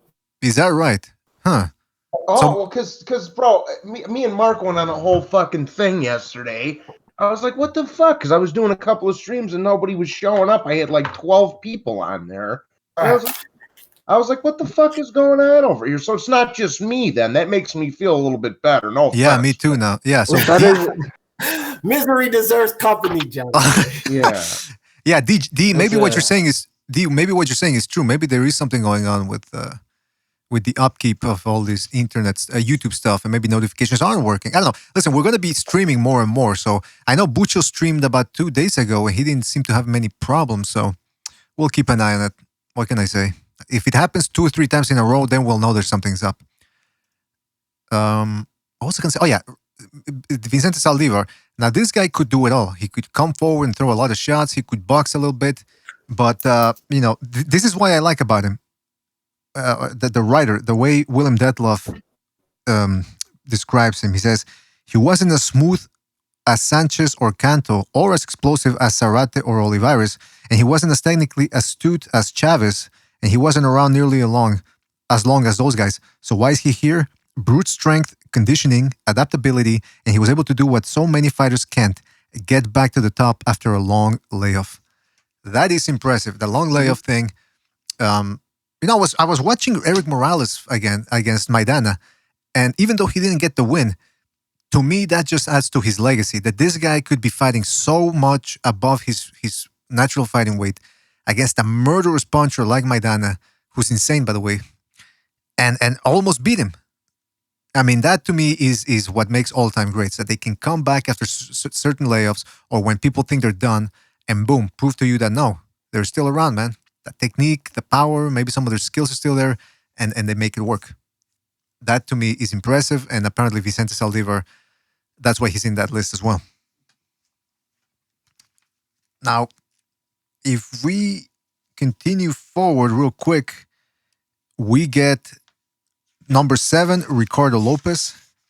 Oh, wait a minute. Okay, yeah, so number 6 was Vicente Saldivar. Number 7 was Ricardo Lopez. Number 8, Kid Azteca. Number 9, Jose Becerra. Number 10, Humberto Chiquita Gonzalez. Number 11, Baby Arizmendi. Now, if you look at a photo of Baby Arizmendi, hold on, let me put a picture up so you guys, it's Count Chocula in there. Hold on. I love Baby Arizmendi, man. You don't see that name be brought up many times. I mean, he could have called you Ichabod Crane, but he did. Hey, by the way, Box says in the chat room, he says BDA should bring back the BDA quiz. That's on not Unrivaled. Revolucion and Bucho, they're in charge of that. BL do one too. Boxing Library. Oh, he's doing one too. A different type of quiz. He's doing his own one. He's doing a 50 question questionnaire for anyone who wants to take on the challenge and see if they can get to the top of the leaderboard. I want to see him take a drug test, see if he can pass it. All right, here we have Baby Arizmendi. Wait a minute, is that him? Because in the picture that I have, he's got smooth hair, like Dracula. But here, apparently, he's got more curly hair. Was he from Cuba early on, or I mean, originally was he from Cuba? There, Unrivaled, or who? Baby Arizmendi. I believe so. Cousins. Yeah, because he doesn't look Mexican. He looks Cuban. He looks, man, my cousins are Rican. Yeah. Number 12, Pipino Cuevas, the murderous punching Mexican. Number 13, Chalky Wright. Pipino, man. Yeah, Pipino. Sorry. That's okay. That's his nickname. Number 13, Chalky Wright. Number 14, Juan Zurita. Number 15, Carlos Palomino. Wow. Number 16, Jose Luis Ramirez, the former sparring partner of Julio Chavez. Number 17, Lupe Pintor. Number 18, Daniel Zaragoza. Number 19, Rodolfo Gonzalez. And number 20, Jesus Pimentel. Now, this list, like I said, was done in 2006. All right.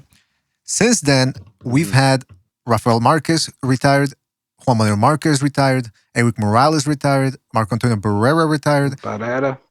Yes. So I'm thinking, do those guys take away some spots from the people we just heard about? All of them are in the top 20. They're all in the top 10 as far as I'm concerned. Not too sure about Rafael Marquez, but the other three are definitely like in that top 50. Or yeah, not Ralphie Marquez with the other three. You know what you should do? Eric Morales and Antonio Barrera. We should have you here I'll give you a couple days and do a Was revised. Barrera in there? Was that? Calm down, D. Oh, I will just add, did they have Barrera in there? No. No, because the list was in 2006 and it was only retired fighters. Yes. Oh, okay. And by the way, you noticed they didn't have Manteca's, what's his name? Mantequilla, Jose Napoles, because he was not born in Mexico. So they didn't include him in the list. Neither was Sugar Ramos. Mm. That was another Cuban expatriate. That was another Cuban expatriate, right? That's my nickname. Sugar. Mantequilla. Mantequilla. No, Mantequilla. Yeah. But it's interesting though it's interesting how they don't count those guys in there. And on Rival, maybe you should do this. Do an updated list.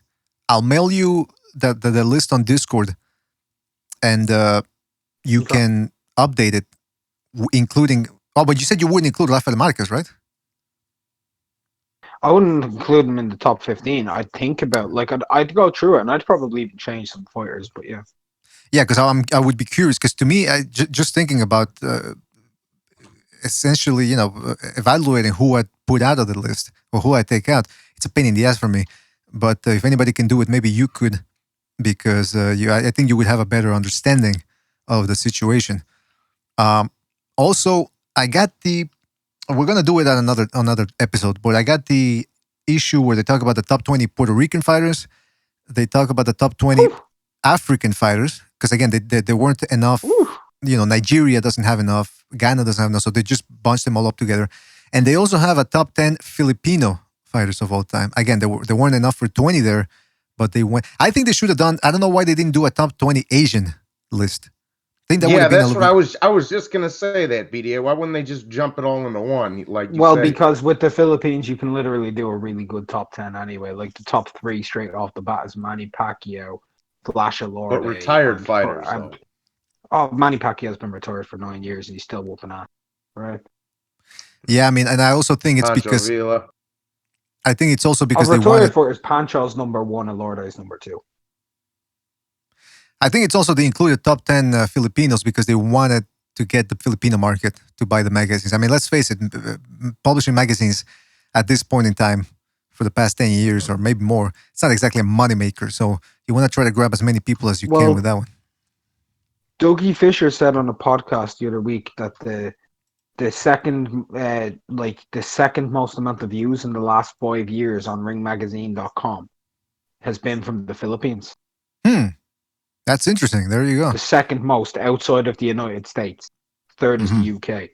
That'll tell you how many views they get from the And those miserable pricks didn't do a top 20 Italian fighters of all time? Get the fuck out of here. Yeah, but then they got to stop. Here's the thing, Johnny. Is it top 20 Italian born or Italian descent? Yeah, that's true. That's true too. Besides, the Italians, they stopped producing fighters in the 1950s, so we can just stop right there. What's that? There were no more Italian fighters after the 1950s. I mean, unless you want to count Pier Manfredo and Poli Malignaggi. We got Calzaghe, Arturo. Oh, come on. No, wait a minute. No, Johnny, you're not going to try to pull that one on me, are you? Well, yeah. Boom, boom, Arturo. And Johnny, you could have gone so much closer. Like, you could have pulled one over the eyes and just said Nino Benvenuti. He debuted in 61, Mr. BDA. That's true. I know. By the way, Carlos Mendoza in the chat room says, Morales, Barrera, Marquez, who's got the better resume? Well, we can talk about that in another episode for sure. Absolutely. See, that's that. I'll have fun with that. We're going to have fun with that. Absolutely, man. We're going to try to do more broadcasts here, pass the time, give you guys some entertainment, and really to clear some things up. Like right now, we were talking about the top 10 this, top 10 that, who's got the better resume. Was Mike Tyson overrated or underrated? That's one thing we want to talk about as well. Also, I want to talk about Julio Chavez. I mean, this guy, he had a good resume and all that. And yes, he like Willem Detloff said in the magazine, he did turn into a bit of a crybaby, getting hit in the body and then turn into the ref. That's where his son got it from, by the way. That's where Chavez Jr. got it from. Every time somebody would hit him in the back of the head or on the fucking shoulders, he would scream at the referee and look at him. And I'm thinking, how come nobody ever socked him while he's looking at the ref? They didn't want to take advantage of it, I guess, but he shouldn't have been doing that. But one thing I will always respect about Julio Chavez Sr., he lost the Frankie Randall fight and he got dropped and all that. But man, he went after him. I don't know how many other guys would have been able to stand up to the punishment that Frankie Randall took in that first fight. I mean, that was, that was a. Yeah, that was a good one. That was a good one. I'm pretty sure he wasn't walking straight the next day, Frankie Randall.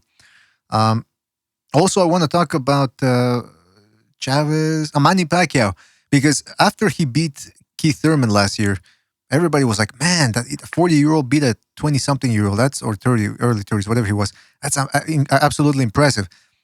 And I'm thinking, who would I pick Pacquiao against? And not necessarily going back all the way to the 50s or 40s, just recently, 70s, 80s, 90s. Because some people have said in the past in this program and in the chat room, they say, oh, Pacquiao, he would dismantle a Prime De La Hoya. And I'm not too sure about that, man. Not too sure. So I want to talk about that. I think that Manny Pacquiao of 2009 to 2012 or 2011 is damn near unbeatable. Damn near unbeatable. I genuinely believe that. Well, there you have it, guys. That's on Rivals' position on that. We're gonna talk about it more. I won't argue with that. Oh, you wouldn't? Fighters he went through and the way he went through them is so vicious, man. It's so vicious. And what he did to Oscar, I know it wasn't a prime Oscar, but I don't know if Oscar in his prime could have stood up to the way Pacquiao was. He was just so fast. And yeah, man, that's the way he punched you. He was like cutting through your skin almost. It was like it was like a death by 1,000 cuts. Oh, wait a minute! You're stealing Larry Merchant's quote. What's the matter with you? I mean, bro, I'm not no fucking savant. I'm gonna steal quotes here and there. You're no poet, is what you're saying? They were better talkers than us back then. Like I'm not speaking for you, but of today's era, we can't talk like guys back then. That's right. There's a reason why down goes Frazier. Down goes Frazier is so. What do we have now? Well, I think the 1-2 might help him. Shut up, Lennox. Oh, Lennox is that. Listen, I don't want to badmouth Lennox too much, but ever since he started doing it for the PBC again, because he used to suck at HBO, and I felt bad for the guy because apparently they sacked him and he still wanted to be on, but they told him, nope, you gotta go, you're not that good. But now hearing him again on PBC and hearing his arrogance and hearing how he's always trying to undermine Joe Goosen, that's when I said, you know what, fuck this guy. Even though he might be the greatest Canadian heavyweight of all time, I'm not going to have it from him. Not going to have it. Just not going to have it. What else was I going to say here? Oh, yeah, and don't forget, guys, if you get any second Renaissance, because Johnny Boy, we got to do, now that we got some downtime here, entertain the masses, we got to do a best Sopranos episode. Oh, not the best, just like a general Sopranos episode, man. We can do that. Hell Absolutely. yeah, BDA, you let me know. Absolutely. Can I make a little start with a confession? Let BDA finish though first, Mark. What were you saying? No, that was it. Oh, when were you thinking about doing that? Who in the coming week for sure? Maybe. All right, let me know. Just BDA. All you gotta do is tell me the day before, because I'll make sure I'm fucking. Well, there ain't shit to do at the moment, but I mean, fucking, Yeah, I think tell me the day before. I think Recognize and Jimmy would be. I think they said they would be. I asked them a long time ago. They said, how about you guys, McGregor and then on D? Or did you guys ever watch The Sopranos? Are you familiar with discussing? Well, I was going to say something. I wanted to make a startling confession. Oh, I've only ever watched one episode of The Sopranos ever. Yeah, and All right. I can't even lie, bro. I was my brother and I was starting off a business at that time, so I wasn't watching any fucking thing. But I was going to actually ask you guys, like, because I've heard great things about it. Should I watch it? Because I've nothing really to do. Because I'm off work because of this fucking cull. Not even isolation. This cull. Oh, you got a cold? Cull. So, no, cull. CULL. The culling of humanity. Oh, it's not a calling. Open your eyes. We are the plan. All right. You sound like the guy that called in the other day, the fucking Agent Apex or whatever his name was. Bro, we are the plan. Open your eyes. America is awake. America has been awake. God bless America. You people have your guns. They're taking it from everybody else. When China comes, America will be saved. I gotta get the Clark from Boys Town there. I gotta get the fucking stars Johnny, and stop stripes coming here. up with quotes from the 1810s.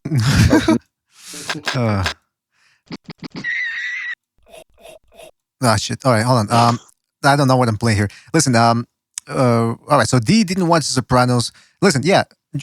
On Rival, you said if you should watch it, D and watch it, guys, because it's one of the best. Listen, I haven't seen Mad Men. I haven't seen Breaking Bad. I haven't seen what's it called, the Walking Dead. I've only ever watched 4 series, entire series, drama series: Oz, The Shield, The Wire, and The Sopranos. And to me, The Sopranos still at the top of the list, man. It has it all. It has it all. I've only watched a handful myself at BDI. The good ones: Game of Thrones, Boardwalk Empire. You never watched Boardwalk Empire, BDA? I've watched clips, but they say that it goes downhill after the last two seasons. Dude.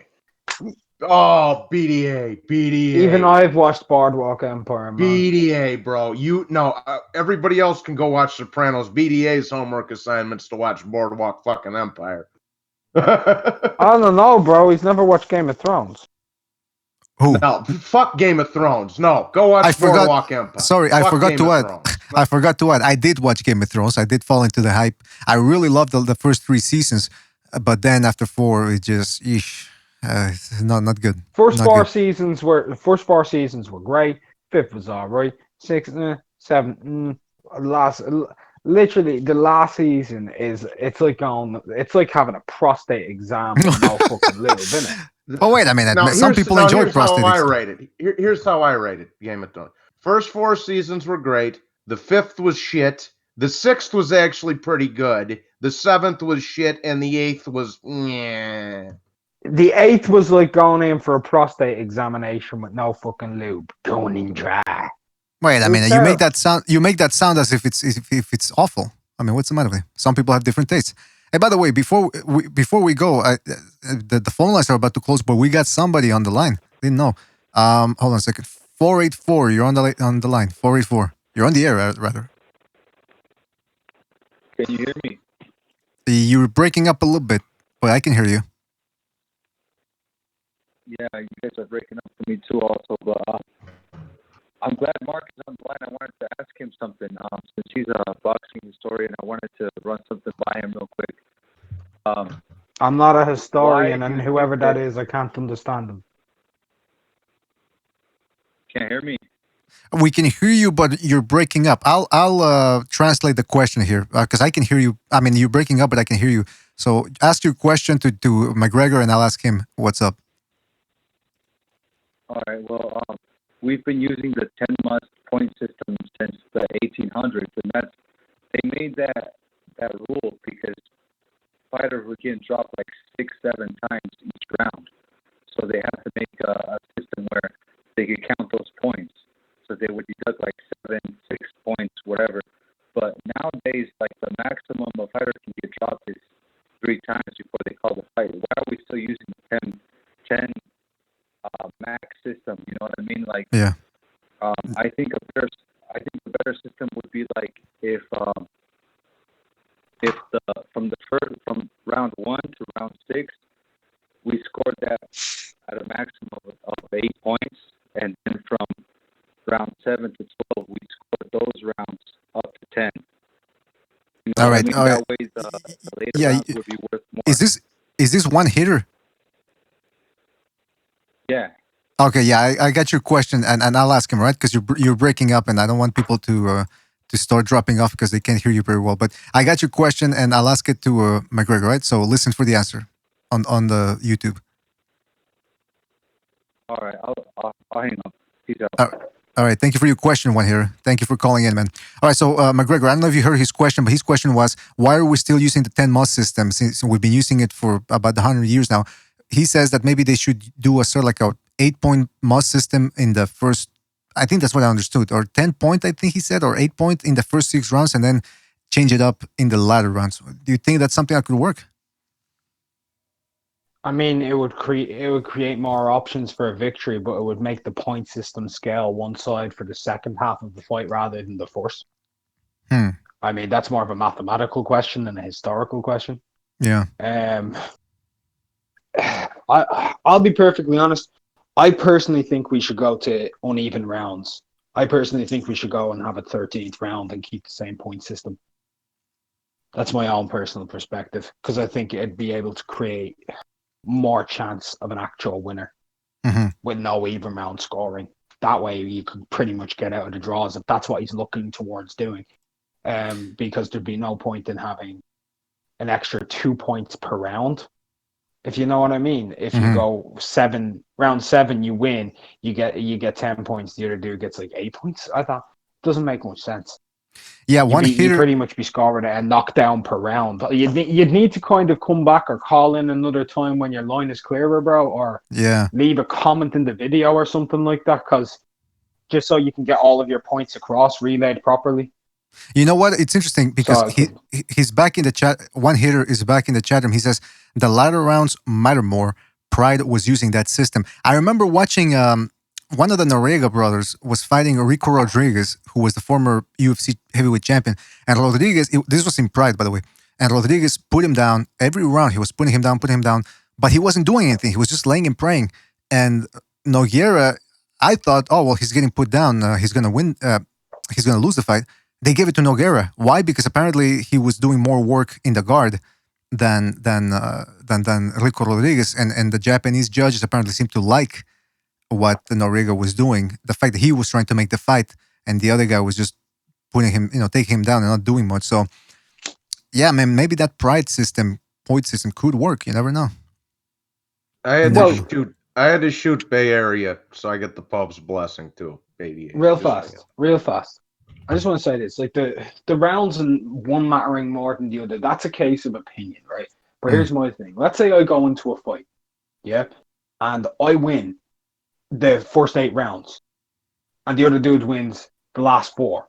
But I make it the whole distance. I'm a fast starter, and all of a sudden I've got a draw when he did half the work later on because his stamina is better, and I pushed myself too early. That doesn't make much sense. It's round by round scoring.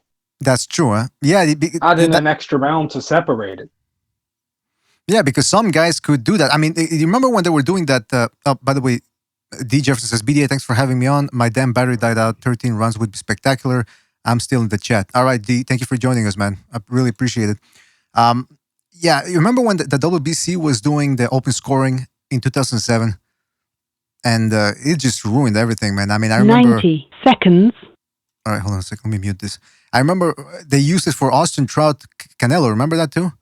And they had Canelo winning every 6 rounds. And so he was just, after the knockdown, he was like, all right, I'm just going to lay on the ropes, practice my defense, catch Trout here and there, and not necessarily push myself. So open scoring, nah. That's one thing I don't want to see.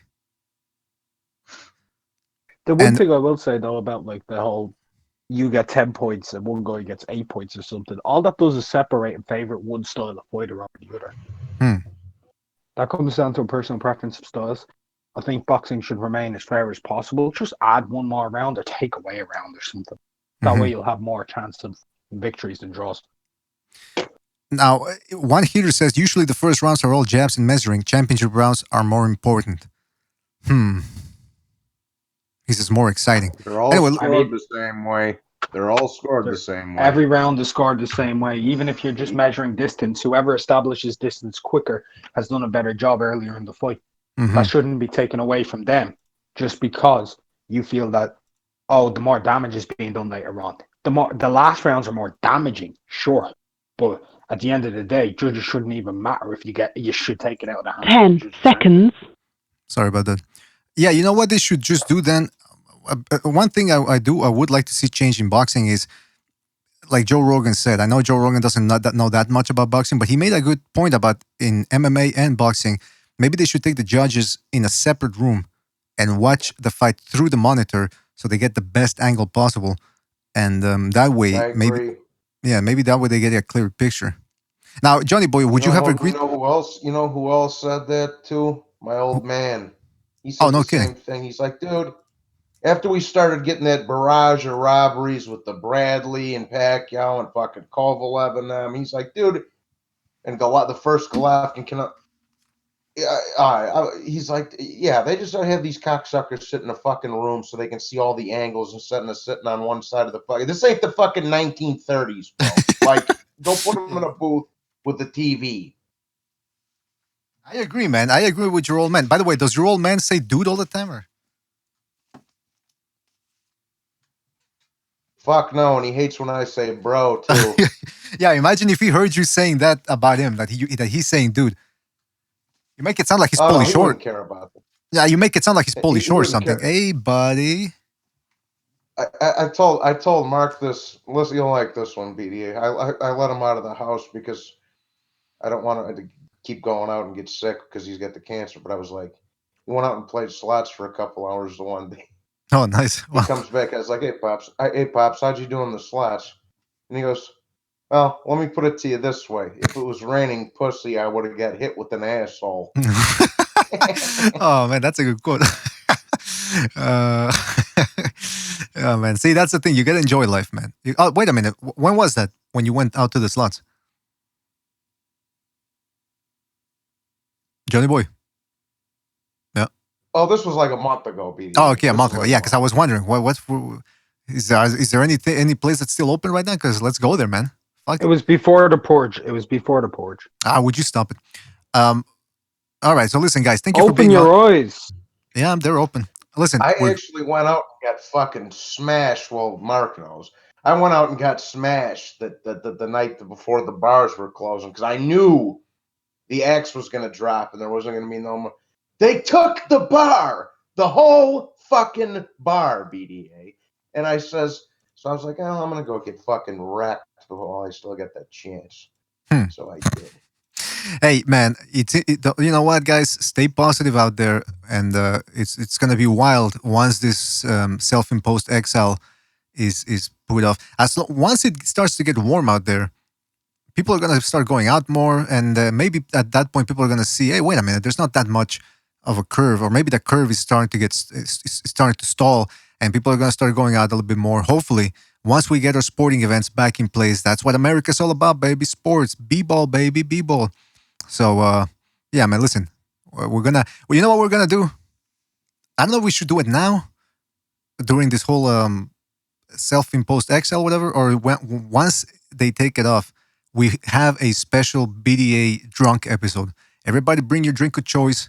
We're lifting the ban on alcohol on this show for one day, one night, whatever, and we just get shit-faced and talk boxing. I'll even do one. I'll come up with a list of 10 different drinks for me. And I'll let you put like a poll up for people to pick 2, and those are the 2 drinks I'll drink on the show. Well, I'll just go get a bottle of Jack. I'll just go get a bottle of Jack and a 12-pack, and I'll be good. So, all right. Hey, listen, it's gonna be a mess. We're just gonna let everybody in, but it should be a fun mess. Why not? Give me some heads up on that one so I can go to the liquor store, because you got to remember I can't drive no more. Yeah, man. Absolutely. Absolutely. All right. Listen, guys, thank you for joining us. We're going to be back with another episode. We're going to try to do more episodes since there's not that much to do and not much boxing. You know, we got to keep the entertainment up. We just have to. So thank you guys for joining us. Really appreciate it. Want to give a shout out to Recognize the Matrix on Rival Boxing Talk. Check out his channel. Check out Johnny Boy's channel as well. Johnny Boy, thank you for joining us. D Jefferson, also check out his channel. It's not D Jefferson, his channel. It's Speak Your Mind Sports Talk. That's right. Speak Your Mind Sports Talk. He's got like 3 channels or 4 channels, I think. So check out That's his channel. Main channel, Speak Your Mind Sports Talk. Fantastic. Fantastic. So check out his channel, Speak Your Mind Sports Talk. Check out on Rival Boxing's I'm stammering over here. On Rival Boxing's channel on YouTube. All right. Don't make me say it twice, because I'm gonna fuck it up. And who else? All right, Recognize was here. G Boogie was here. He was showing us. You guys couldn't see it, but on the Discord, he was putting. I think he's traveling right now, and he stopped by like an air museum, Air Force or something, and he was watching that fucking airplane, the Blackbird and the Stealth one. Fantastic, just fantastic. Listen, guys, thank you for joining us. I want to thank SSB28, Speak Your Mind Sports Talk, Muhammad Ali, Ralph Unreal, Chats for Gallery. By the way, SSB28 says you're gonna have a lot of arguments and fights if you have a drinking episode. Well, but it's gonna be a celebration of the end of this whole drama that we're living through. SSB28 says, do a second Look, Renaissance. Irish people can celebrate. One sec. We can celebrate freedom. That's true. That's true. No, you get it. You get it. I want to give a shout out to. So yeah, his SSB says, do a second Renaissance this week. You got it. We're gonna do a second Renaissance for sure. And bring up some topics. Let's talk about movies. Let's talk about life stories. Let's keep it light, fun, comedic, I should say. All right, listen, I want to give a shout out to One Hitter, T-Tone Toledo, Carlos Mendoza, Johnny Boy was in there in the chat room as well. Pete number 2, Bay Area Boxing. He got the brunt of Johnny Boy's attack on this one. Claudio Monreal, BOKS, Bitchasm, BOKS, John Gonzalez, shout out to John. Wait a minute, did somebody erase his comments? No, okay. Ralph Unreal, Daniel Roa, The Quags. Thank you guys for joining us. Padja, The Hand History Vault. If I forgot anybody, guys, I'm sorry about that. Shout out to everybody out there, the BDA community. Hit that like button, subscribe. And, geez, we'll see you on the next one, folks. That's about it. Thank you for joining us. Catch you on Second Renaissance one of these weeks. I'm disappointed in every one of you. I kiss you on the mouth. No, I'm not cool with that. I'm sorry. One more time. I'm disappointed in every one of you. I mean, I'm dealing with degenerate animals. I'm disappointed in everyone. Totally fucking disappointed in everyone. All right, come on. Honestly, I can't do it, man. I'm disappointed in everyone. Let me tell you why. It's gonna be all right, Nicky. Go ahead, shoot. He just killed a little fucking man. What are you going to do about it? Yeah, because you got nothing. You don't got a thing. Yeah, because you got nothing. Lobito! You got nothing. I want to get out. I want to get out of this rat hole. I want to get online. I need BDA Boxing.